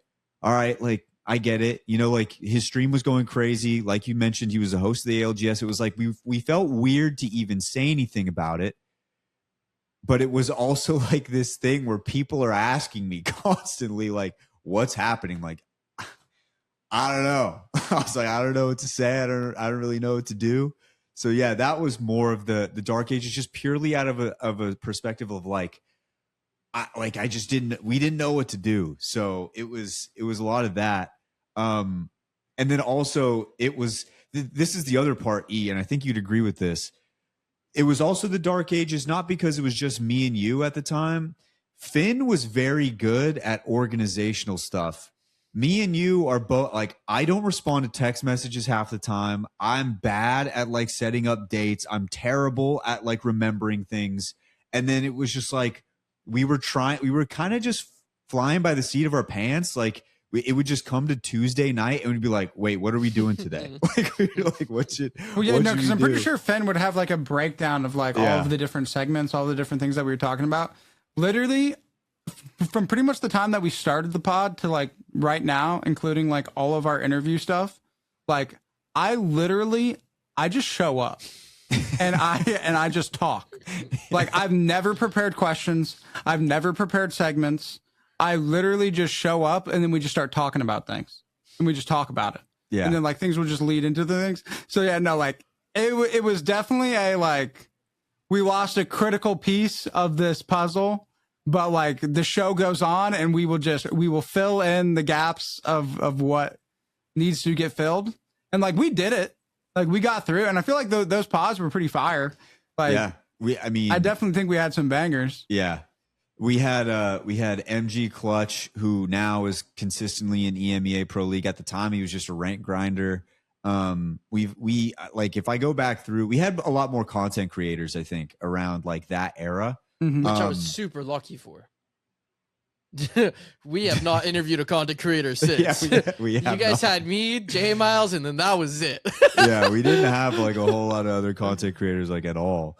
That was basically it. But yeah, that was it was just an interesting time because we would literally hop into the Riverside and then we'd be like, what are we doing today? And we just kind of have to figure it out. And then I remember Finn texted me and he's like, what are you guys doing? And I was like, what do you mean? And he's like, it's not getting the same views. I was like, well, yeah, it's the off season. And he was like, nah, like he was kind of like, I don't know if he meant, I don't know if he meant this for this to be how it came off, but to me, it was like almost like a wake up call. He was like, hey, you need to like lock in more because you guys have something good going. Like you guys need to like lock it in. So that's when I started like watching all the Pro League stuff to try and like help out. And then E was obviously grabbing any interview he could. Like the one thing about E that he will do is he will go into somebody's chat midstream and he will pull them out of the stream and be like, hey, hop on the pod. They will do it a lot of times too. That's the craziest thing because I know a lot of people probably would not do that, but he gets interviews, man. It was a wild time. Dude, I'm relentless in terms of like the DMs. Like there's like a couple people where I've sent like four DMs of them of asking them to come on the pod. And they just read no reply, read no reply, read no reply, read no reply. Eventually, they'll say yes. Mm-hmm. And so, like, just persistency and just like not getting like deterred from like a non-answer, it goes like a long way. Because like I even asked Zero in person if he'd come on the pod, and he told me no. And so like at that point, I haven't asked Zero since because like obviously. Zero's not coming on the pod. If you guys pull Zero, that would actually be legendary. High key, y'all should start asking him regularly. We'll see if we can. Now, E, the other thing about this show that a lot of people don't know is usually after the interview, a lot of times people will just stay back and we'll chat for a little while. Has there ever been anybody post interview where it was like they were the funnest to talk to, like off interview? They were just a cool time to just hang out with inside the Riverside. How? Probably all the How ones. Every single How one, yeah. Dude, because like, dude, the fact that like he just like genuinely enjoyed every single time that he's on, and then we like, I feel like whenever we've had How on, that we like low key should just like start recording all of like the post times, because like we ended up having like 2, 3, 4 different segments that we could have had as like part of the pod. Yeah, we think he wants to talk leave. about when we're just hanging out. We think he wants to leave, and then after he just hangs out for like another 20 minutes as like we argue or fight or like just even talk about something else. Just like, having fun, like literally just laughing. Yeah. I mean, I have like immense respect for Hal and like his work ethic and what he's been able to accomplish, and just being able to like be like boys in a sense, and just be able to like talk, have fun, like relax, and just like whenever, like I definitely like his are probably like my favorite post interview ones for sure. Do you think he's the guy who gets the most misunderstood inside the scene? I mean, I just think people are just soft little babies. And I think that like Apex specifically has a large amount of the community that has like never played sports or like not had like a lot of things that like I would consider like regular things that somebody would experience while they're growing up. And so like they just don't understand and they just don't get it. And they're like, they're way too soft, way too sensitive. Let words matter way more than they ever should. And like, yeah, just soft baby shit, like for lack of a better way to say it. And so I just think Hal's just like a grinder. I think he's one who is like determined to like be the best. And he's doing it in a way where like all of his conversations that he has with his teammates get broadcasted. Like, I think like a lot of people, like, I don't think people would think that Hal is like a dick or just like all of these negative perceptions that they have about Hal. Like, I guarantee you, if you had heard the way that Kobe talked to his teammates, if you had heard the way that LeBron talks to his teammates, if you had heard the way that Michael Jordan probably talked to his teammates, and you had their like mid-game, post-game, pre-game conversations all recorded and broadcasted, people would probably be pretty upset with those guys too. Hal's just playing in an environment where all of these things are all very public. And so like people are getting way more insight into like his journey to become the best player in the scene that they didn't get nearly as, because like you didn't get to listen to all of Michael Jordan's talks with his teammates. You just saw what he did on the court.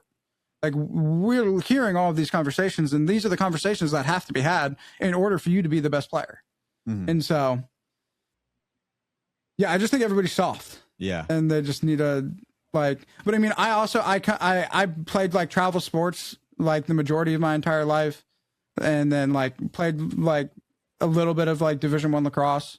And so like competitiveness is something that I've basically been around like my entire life. And so all of this stuff, it just seems like I can't think of like a single thing that Hal said that people are like, like everything, like, it's just like, and then like a lot of, I won't really get into that side of things. But yeah, it's just, I just think people are soft. Now, we've had a lot of moments on this show. We've had a lot of like different things that have gone down before pod, after pod, whatever, but we finally got the opportunity to all meet in NOLA. We had a really good time in NOLA, I think. As far as moments that happened from NOLA that like stand out to you, like your favorite moments from NOLA, was there anything that stood out to you with the boys, just with the event, whatever it may be? Was there anything that stood out? When Jumbo saved me when I was about to piss myself. Sitting in his car, giving a kiss, and Wyatt not answering anything. That's my fault. Dude, I was down bad. And there was the trashiest, saddest looking porta potty that was like halfway down the street that I did not want to get into that thing. And then just seeing Jumbo walk out downstairs and me realizing that I wasn't going to have to do it after losing all hope in Wyatt. And I literally, like, I told this guy, like, my estimated ETA. I was giving him updates. I was like, I'm an hour out. I'm 30 minutes out. I'm 15 minutes out. I'm 5 minutes out. Nothing. I was hammered. I tweeted. I added Jayhawk. I added Jumbo. You fucking, because we didn't have each other on Discord at the time. You tweeted at me. That's how I fucking saw it. That's right. You tweeted at me, and like, so I didn't even respond to you. I walked outside, and I was just outside my door like this, and then all of a sudden, I just saw a head pop out of his car like that. Like, and I was like, Jumbo. Yeah, I was like, we're over here, bro. He's like 3 houses down. There it is. Grabbed my bag, went in there. Yeah, so I got to piss. Why it's not answering me? Like, yeah, dude, because I probably had to pee like an hour out. Yeah, and I was just holding it because I was like, I'm not stopping. That was, and if you want to continue, I was just say that was good. There was also you guys getting drunk and then locking yourself out on the freaking roof. Whoa! I don't think that was an alcohol issue. That was, I was within faculties, I would say. I think I did a pretty good job. Might not have being within faculties that whole time. Yeah, you might not have known that door locked from the inside or from the outside. I had no clue. Yeah, the other guys were too drunk and they knew it did. Me and Chris. But they didn't freaking remember to communicate that to the lesser of the drunk ones. But so like that's what I'm saying is that they knew because we had got locked out there when we were all sober during the day. And then for God's sake, I don't know why with 14 people in that fucking place, the one person that had to leave at 7 a.m. for a flight was me, and you guys called me. I don't know why, but I'm the one. Dude, you're reliable. You're reliable. You're reliable. You're rock steady. You're always there. Yeah, that's, you guys better know that. Yeah. And so but like actually being out and hanging out on that patio, it was like that was a fire time. like literally just like all of the time, like because like I was going out and I really had like no plan, and I was like, man, like am I gonna have to rent a hotel? Like I don't really want to. I mean, like I don't want to be by myself this whole time. Like I'm coming out to see the boys, but like they're already packed. And I was like, is there like a couch or anything? I ended up sleeping on like a chair. I was gonna say there was had, like, a nothing little there. footrest. There was nothing. No, because like there was no space. But I did not care. And so like just like the fact that like I got to like go out to that, and it was like my first event, getting to spend like meet all of these people. The fact that I was able to like spend time with you guys as much as I was able to because you guys let me crash there. That was honestly like a highlight. Just being able to do that. I wish I got to spend more time. Like I had to keep running off to freaking go work every day. So, Yeah, like, you were at all of these different things. Yeah, so and then we got like the different parties that we all ended up at one point. And then we all got together at the end. Being out, I did not expect, because like I woke up, I think at like 8 or 9 a.m. to drive back home, and I think I went to sleep at like 5. That was a 24-hour day here for you. What the fuck? I got like the shittiest sleep, but like I actually felt pretty good when I woke up. I shouldn't have, but like I felt pretty good when I woke up, and then like had a very long drive back. No, like that, like overall, like it was an awesome experience. Definitely like one of my favorite Apex experiences for sure, no doubt. Do you remember when we went to the cafe in the morning and you got absolutely attacked by the beignet? The beignet. I was gonna bring up the beignet. Yeah, I know. I'm pretty sure I think I sneezed into it, and then like my shirt, like literally just it was bad. Bro, I was gonna bring up the hands, beignets. bro. It had Covered in hands. icy I shit. got assaulted by that thing. And why it Pretty much, really like, and I was wearing a black shirt, Yeah, I was and there's like gonna the white powdered thing. I went, and just dude, and they gave us like 3, and those beignets were like this Yeah, fucking they no were big. huge. No, huge. I was like, I can't eat those things all were this. so fire. They were Yeah, so they were good, great. bro. They were so good, bro. And then so good. And then Wyatt really, really wanted the gumbo. Just kept talking about the gumbo the whole time, but he didn't order it. And then, or no, I think you did order it, but I didn't know. The guy just walked up to me and gave me gumbo, and like, I can't eat shrimp. So I'm like, Wyatt, want the gumbo? And then I walked over, and this guy just polished off 2 giant things of shrimp People gumbo. kept handing me gumbo. Yeah. So I was like, I guess I'm having more gumbo. I can't believe you ate that much in the morning. Yeah. The only other memory I wanted to bring up was when Chris came up to you at the bar after the after party and was talking about how he Newcastle walled a guy off. Or no, a guy was trying to rev jump on him and he Newcastle walled a guy off. She tried to, that bar. tried to fight. Chris. Yeah, that was the only other one I wanted to bring up because that was a wild time. Luckily, we just happened to go to the one bar where it seemed like all the Apex pros after the event were going to, man. We ran into everybody at that place. Slayer, Designful. Everyone was there. Everyone. Everybody was there. NIP was there. Freaking NIP. Like, Dude, I was getting princess treatment at that bar because I literally just had so many people that I just did not know. They're like, "Oh, dude, can I buy you a drink? Can I buy you a drink?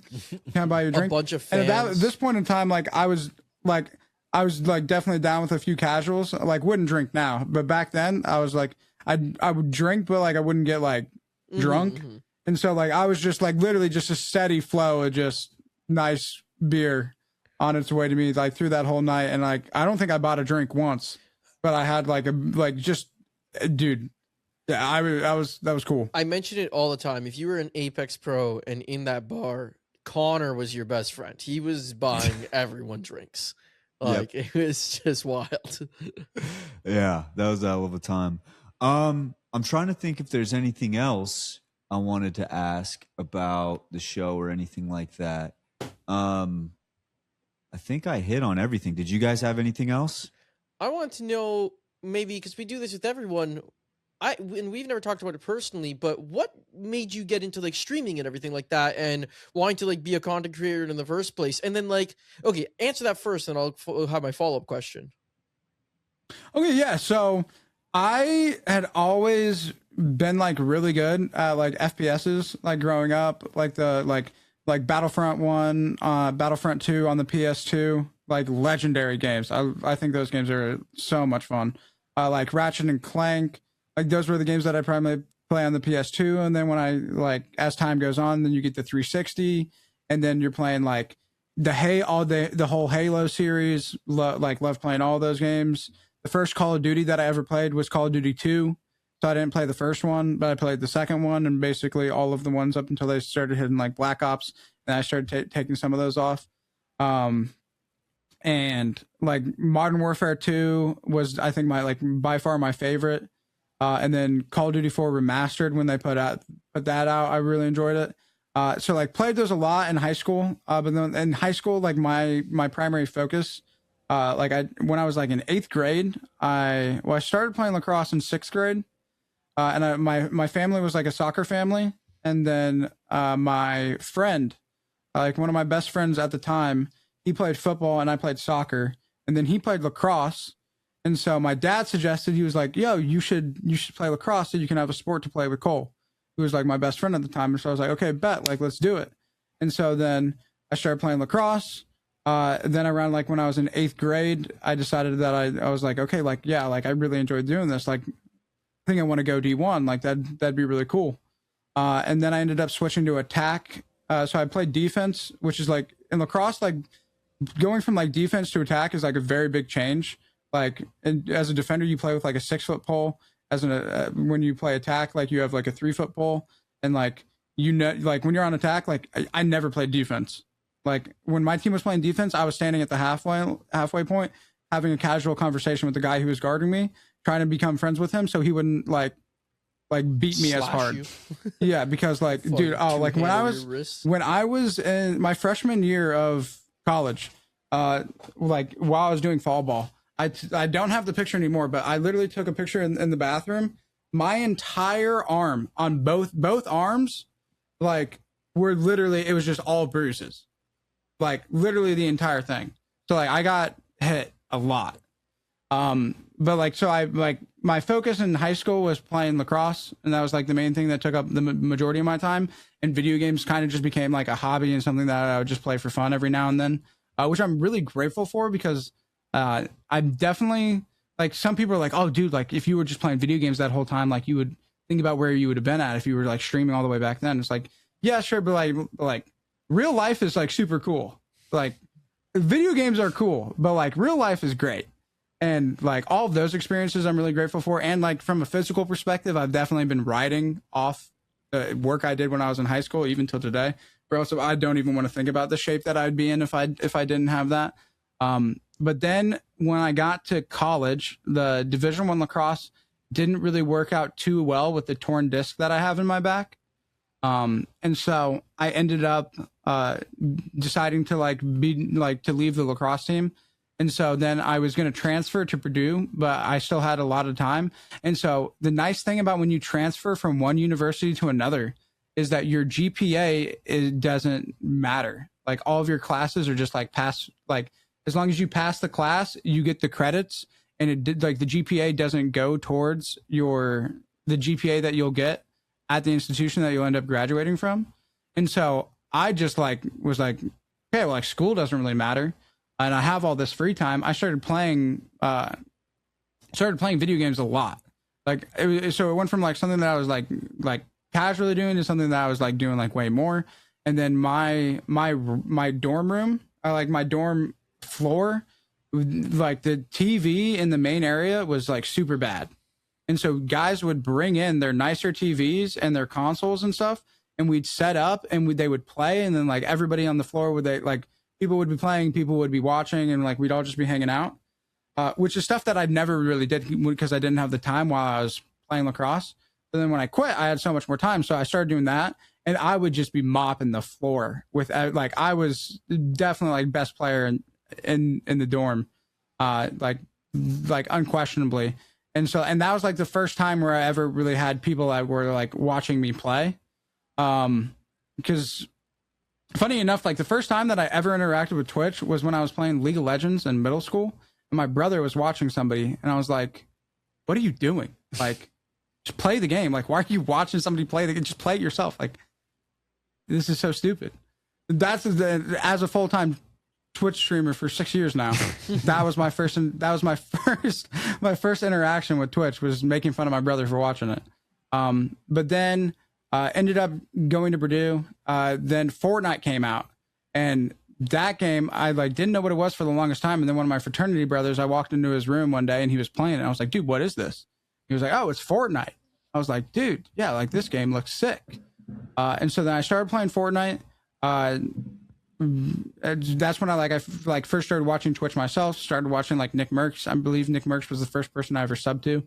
And then I was like, oh, dude, like, because like at that point in time, like everybody on Twitch for the most part was like fairly like really nerdy, but like Nick Merckx was like the dude's dude. Like, you know, like he had the sports background.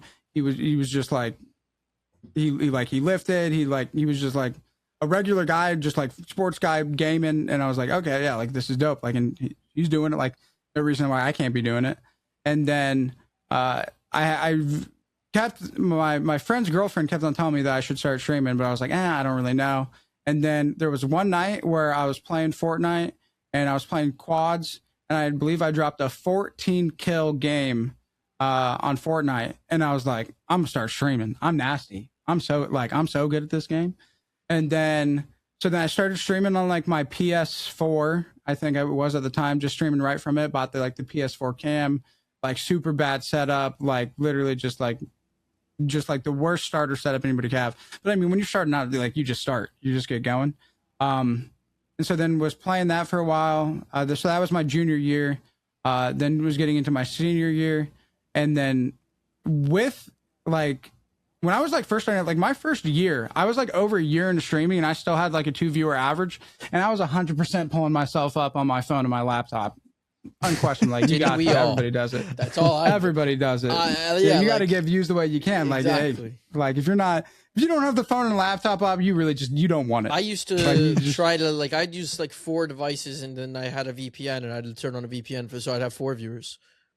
Dude, that's game right there, yo. Chat, if you guys are starting streaming, wasn't a good strategy. How to be a 4 viewer. Can't recommend it as strat. But I mean, hey, 4 is better than 0. Exactly. You know? Yeah. But yeah, dude, like, I mean, it's just like unreal hard to like grow up when like you're like literally starting out in that 0. Like, it's actually just unbelievable. And so I was at like over a year in, and I was like grinding, and then it was like coming close to the time where I was like going to graduate, like a couple months before that. And I was just like getting at the point where I was like really thinking about quitting. And I was like, man, like I've been putting all this time, putting all this energy, putting on all this effort, and I'm just really like it just feels like it's going nowhere, and like there's like nothing coming out of it. And so then I remember I just prayed, and I was just like, listen, like I know that everything's supposed to happen in your timing, but like I'm about to reach the end of where I just can't do it anymore. And so like if I'm supposed to do this, just like let me know. And so I gave it a month, and in that month, I went from like a two viewer Andy to a 4 viewer Andy.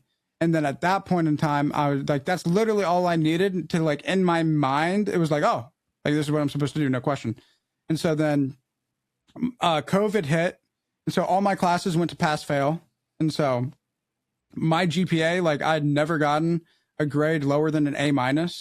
And so I was just like, all right, bet, like we'll take I think it was like a 3.91. And so I was like, we'll take that. I don't really care if it gets any better. I'd rather just be able to focus on streaming. Cause I was planning on getting my master's in counseling and counseling education. But then I was like, I really feel like I'm supposed to do streaming. So then I actually dropped out of my licensed program into a non-licensed program. So I didn't have to do student teaching. And then, so that way I could focus more on stream. Cause I was like, if I'm going to get my master's anyway, why do I need a teacher's license that I'm never going to use when I'd rather focus on streaming anyway? And so then did that. And so I got a little bit of a head start with like the whole COVID thing. And then basically just like after I was done with school, went back home. Thankfully, like my parents were cool with me staying there and like giving it like a year to like really pursue it full time. And I was just like I definitely like looking back on it, it definitely would have been better for me to play like 4, 6 hours, 8 hours maybe, and then like lock in and then like put out content. But at that time I was just like, like, if I'm going to be a full-time streamer, I'm going to be a full-time streamer. So it was like 10, 12-hour days, just boom, boom, boom, boom, boom. Like, we're full-time streaming, we're going to full-time stream. And so I eventually got up to the point where like I was around like a 30 viewer Andy, and I had saved up enough, and was making a decent amount to be able to move out into like a $500 apartment. I was renting a room out for $500 with my friend Cruz, who I actually like met online playing Apex Ranked, then ended up staying and moving into the house that he was renting a room out of too. Which is something that they don't advise, like probably not the best idea to move in with people that you randomly meet online. But it worked out well for me. And so they're not always going to be horror stories, but it might not end up for you the way it did for me. And then was just like grinding it, and then started posting on TikTok. And then like TikToks, I went from like the 30 to 40 to 60 viewer average to getting up into like the 200 range. And then just from there, it was just like grinding. Then started playing with Watson, with my Watson era, where me and him would get on at dude, Heike, if you're like trying to grow, play during the times where like other people aren't. So like if you get on like super, super early and you're like grinding at those times, then you have like a better base for like when like the morning streamers get on, because you've been on for so much longer that you'll be higher up than you would be than if you just get on at 8. And so was just on that schedule for a while, and then like a few number 1 grinds, and then just like, yeah, I just kept on playing and grinding, making content. Like I was like a very high level player, and like no other high level players were really like making content. And so then I just started making like educational like content, and just like using like I would always have my ranked badge like from like my gameplay in the video as like establishing like my authority on the topic of like, okay, I'm top 10 pred. I have authority to talk about this. And then, yeah, like just farming hate comments, like just not giving a shit. Like my like pop off first TikTok that did really, really well, that had like 80 something thousand views, was because I was playing solo, and my team, I didn't land with my jump master because I wanted to go to a POI that was a hot drop and not spend the entire game looting in a pub. And then my teammate just started just absolutely just like raiding me and like dropping like a bunch of slurs.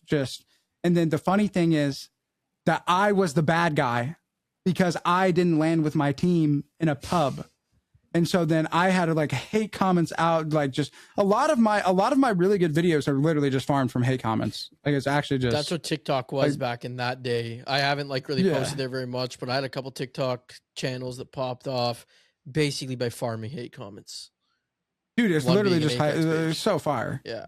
And so, yeah, because I mean, people on the internet, they're like pretty toxic. And so if you just lean into that and you just give them things to like be toxic about, then like you just hard farm. And then like, I definitely wouldn't like, if you're going to get involved in any amount of like content online, it has to be like very just ingrained inside of your soul that you just cannot give a shit about random people's opinions, which is something that I think Wyatt needs more work on. Yeah. Because I think Wyatt, dude, that's like one of the things that I especially when like we were in the early days, I was like, Wyatt, stop caring about these people, bro.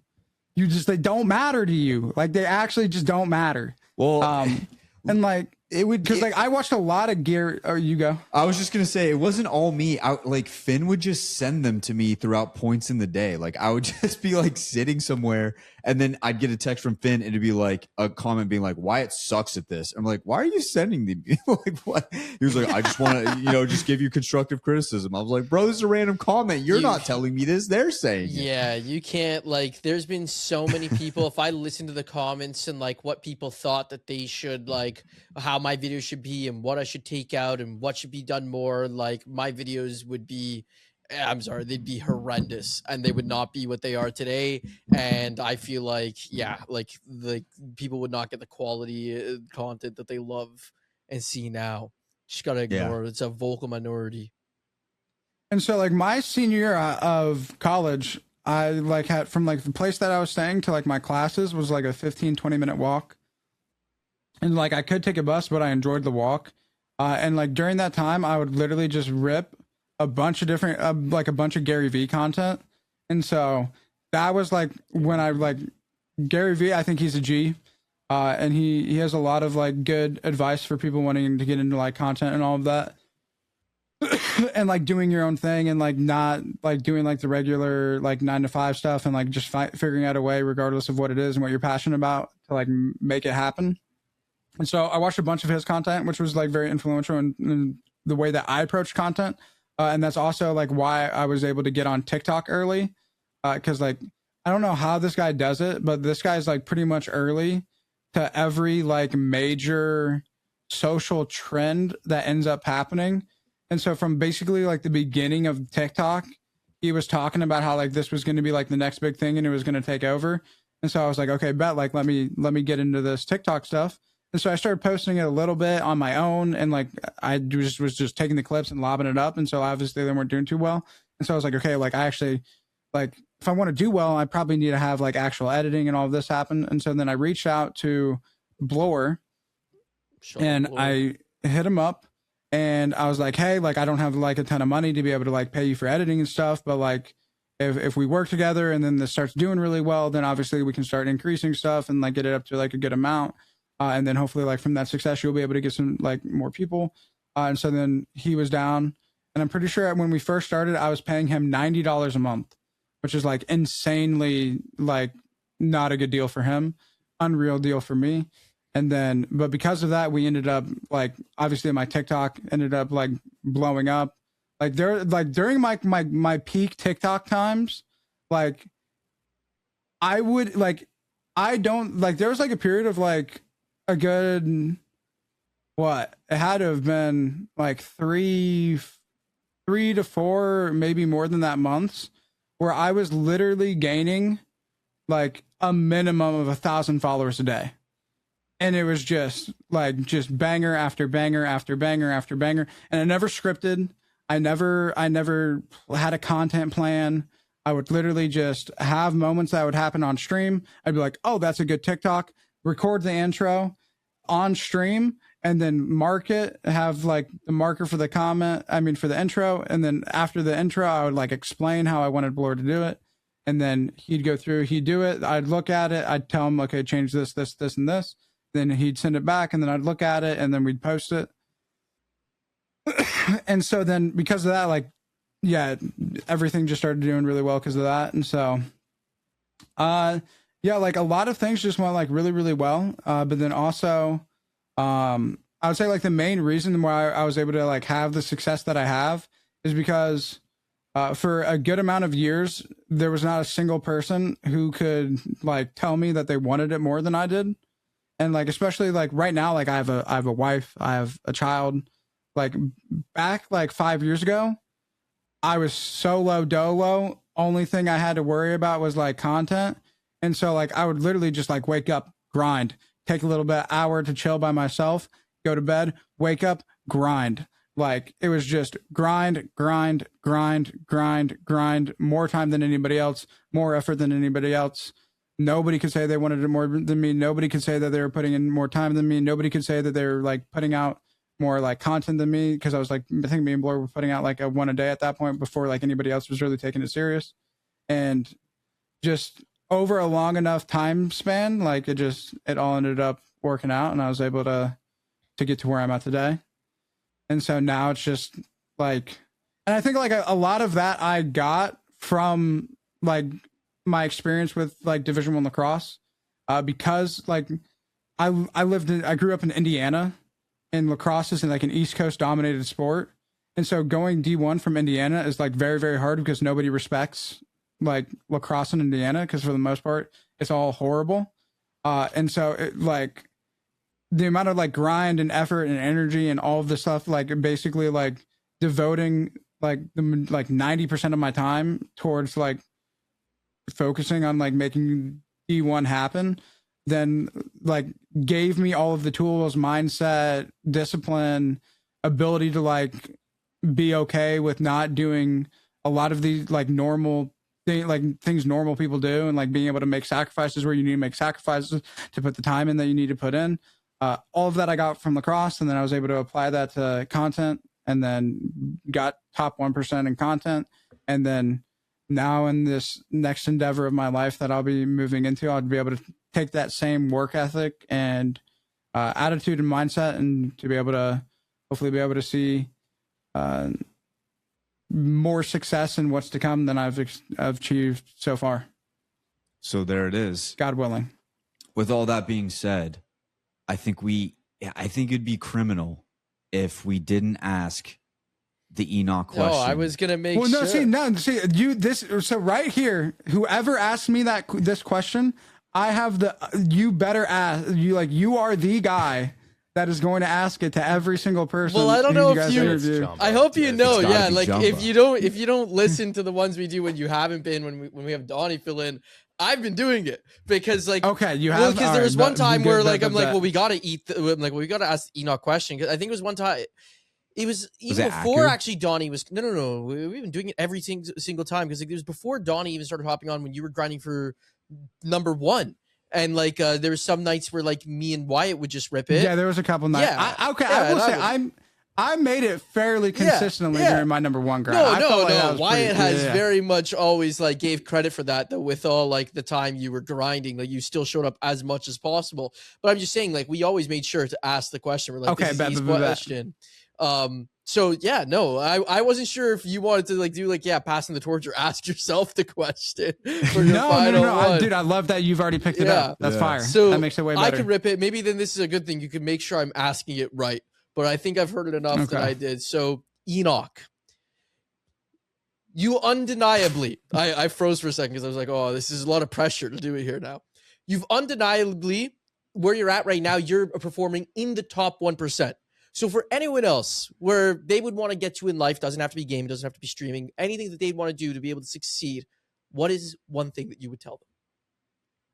I'm going to cheat, and I'm going to say I'm going to combine 2. Okay. Maybe even 3. Okay. But it's like, well, first, like, so, okay, well, like, it's kind of cheating, kind of not. To preface this, before you pick what you're going to do and what you're going to put all this time in, you have to make sure you genuinely like love it and you enjoy spending, like, you have to intrinsically from your inner being enjoy doing this, because in order to get to where you want to get to, this is going to tie in with the other point, which is you're going to have patience, and you're just going to have to be willing to put in more work, more time, make more sacrifices, and see less results than you'd ideally want to see.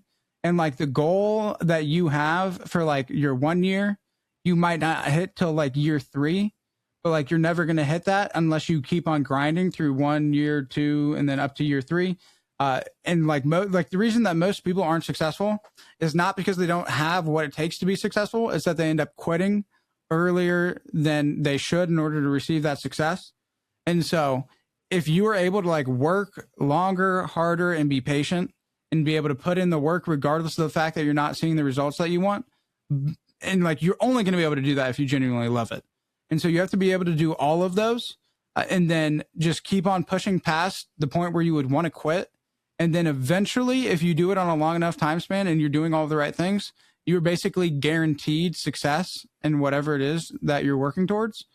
And so, yeah, it's a combination of you got to really love it. You got to have patience while you're going about it. And then tying in point number 3, you got to have gratitude for every single part along that journey, and really just enjoy it as much as possible, because like things are not going to be the same when you're a 1 to 2 viewer than when you're a 10 to 20. And they're not going to be the same when you're like the 30 to 60 to the 100 to the 1,000. Like all of these things, like you just got to enjoy each step along the journey for as much as you can.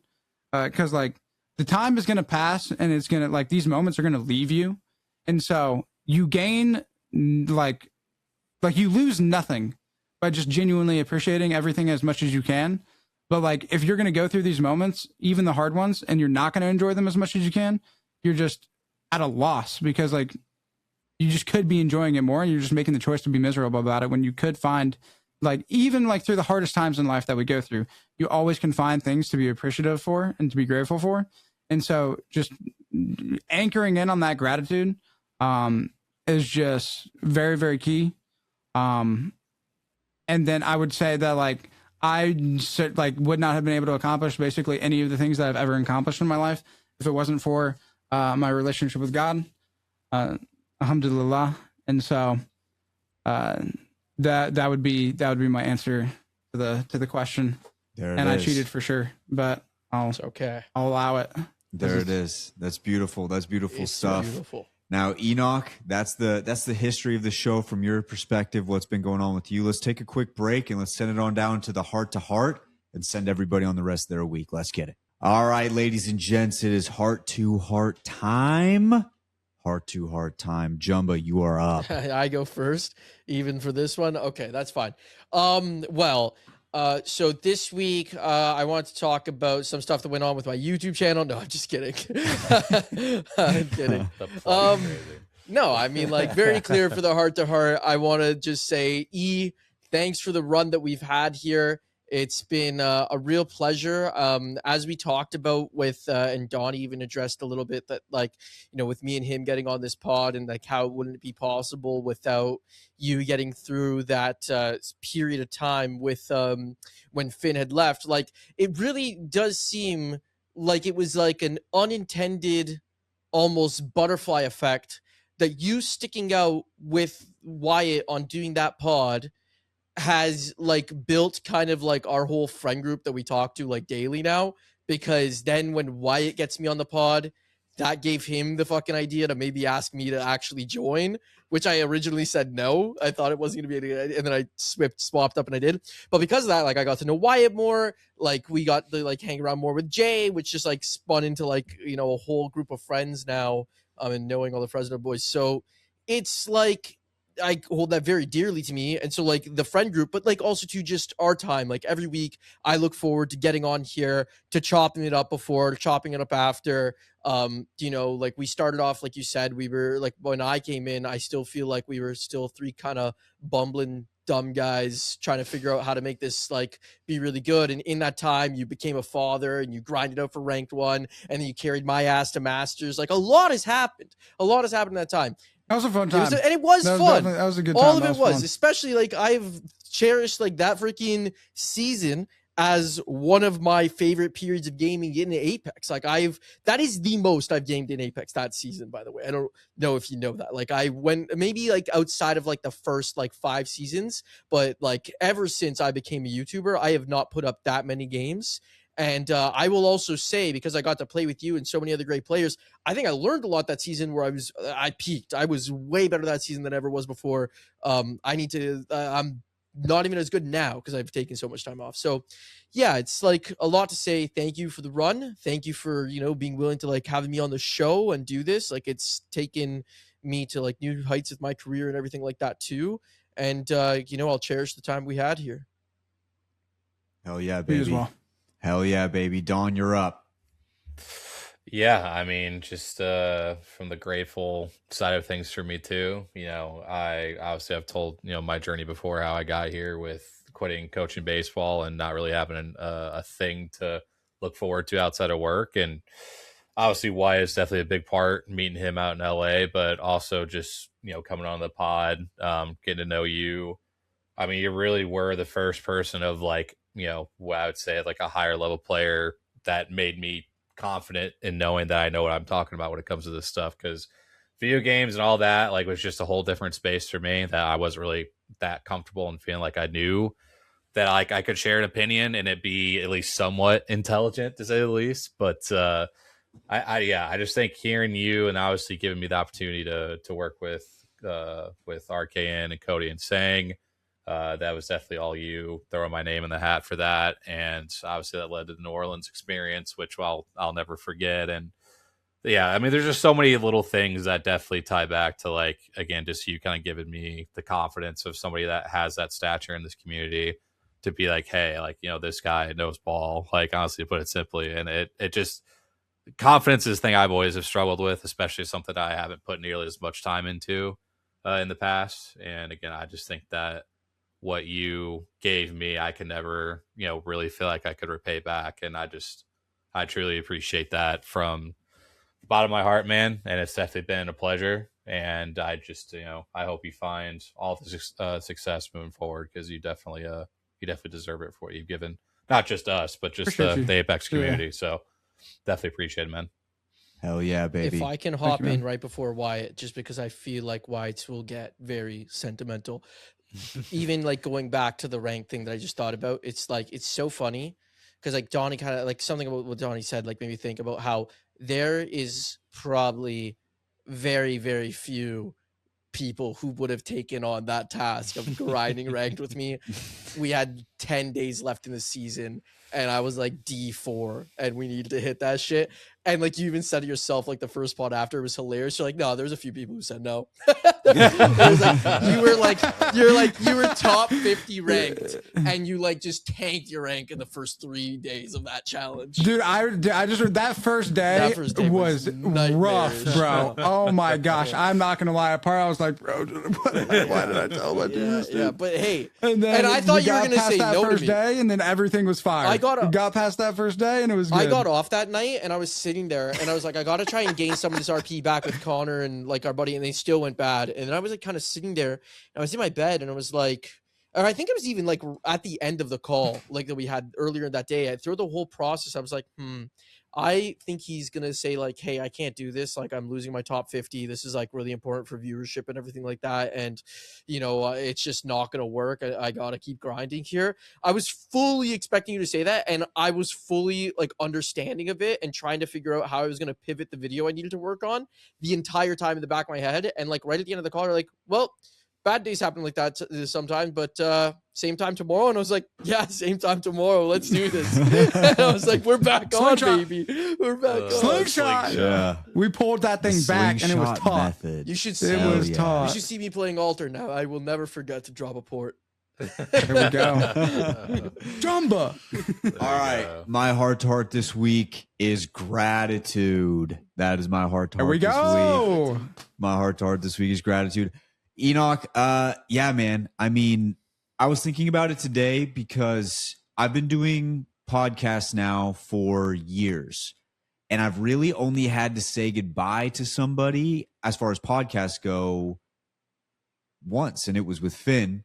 And that one was a little bit more understanding. Like, he had things going on that he like had to take care of, different job, blah, blah, blah, blah, blah. So it was like made a little bit more sense. This one sucks a little bit more because we have been through so much together. And it's weird because I can honestly say that I feel like you've changed my life in such a positive way, as far as just, you mentioned it earlier. You said, you know, you need to work on not having comments affect you as much.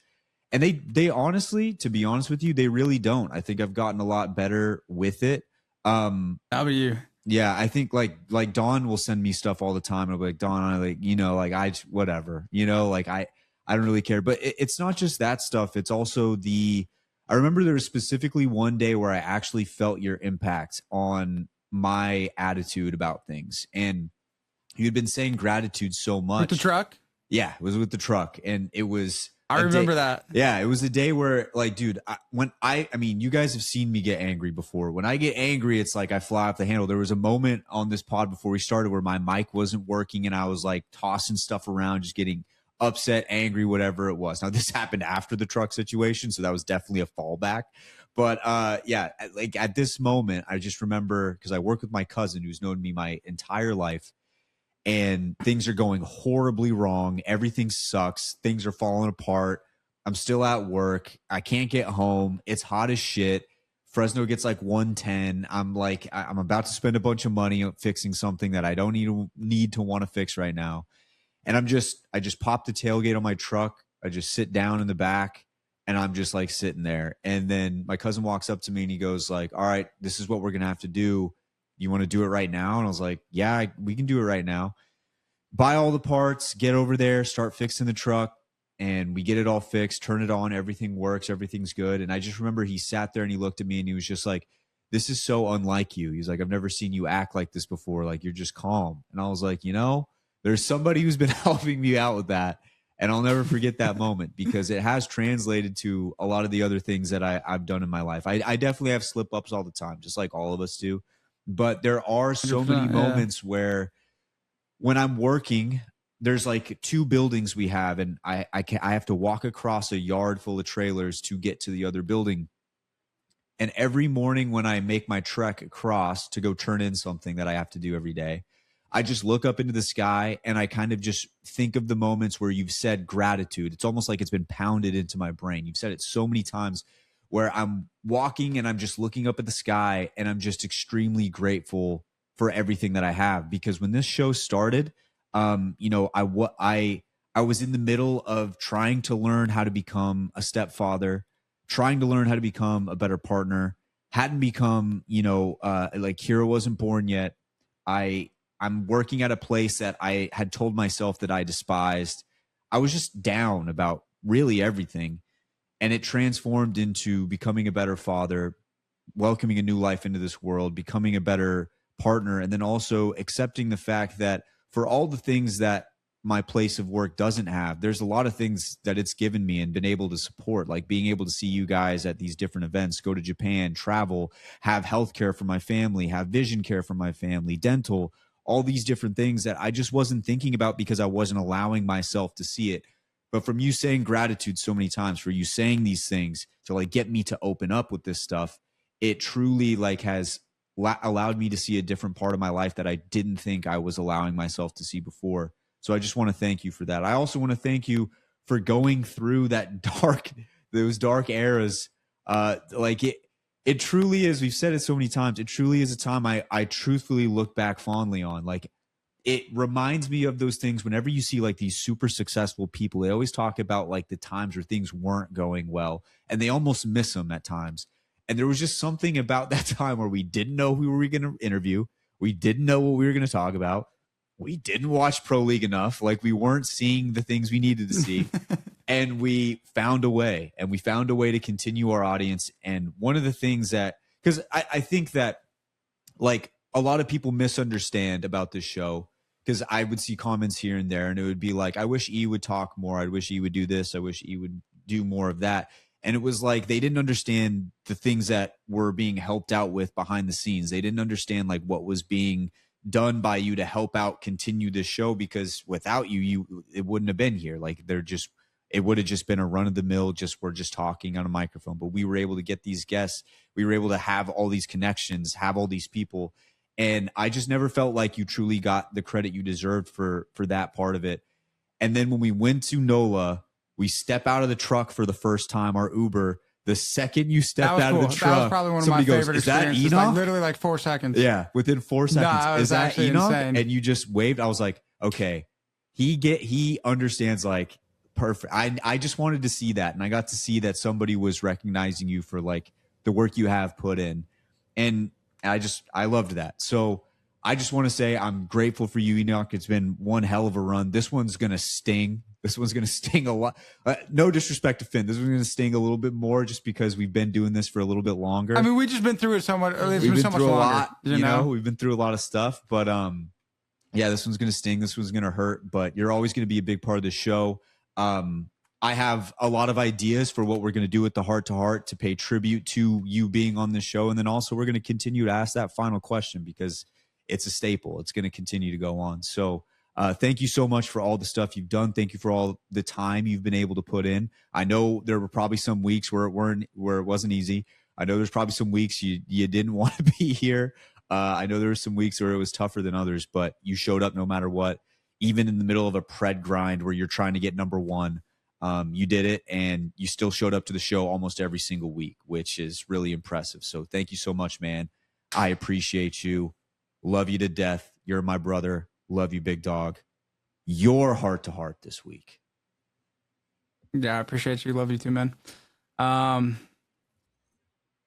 I mean, I'm just, I feel like it'd be criminal for me to say anything else other than the fact that I have like immense gratitude for just like the whole experience, Like, it's been like, I don't think there's been too many times where like I've gotten on here and I haven't wanted to do it.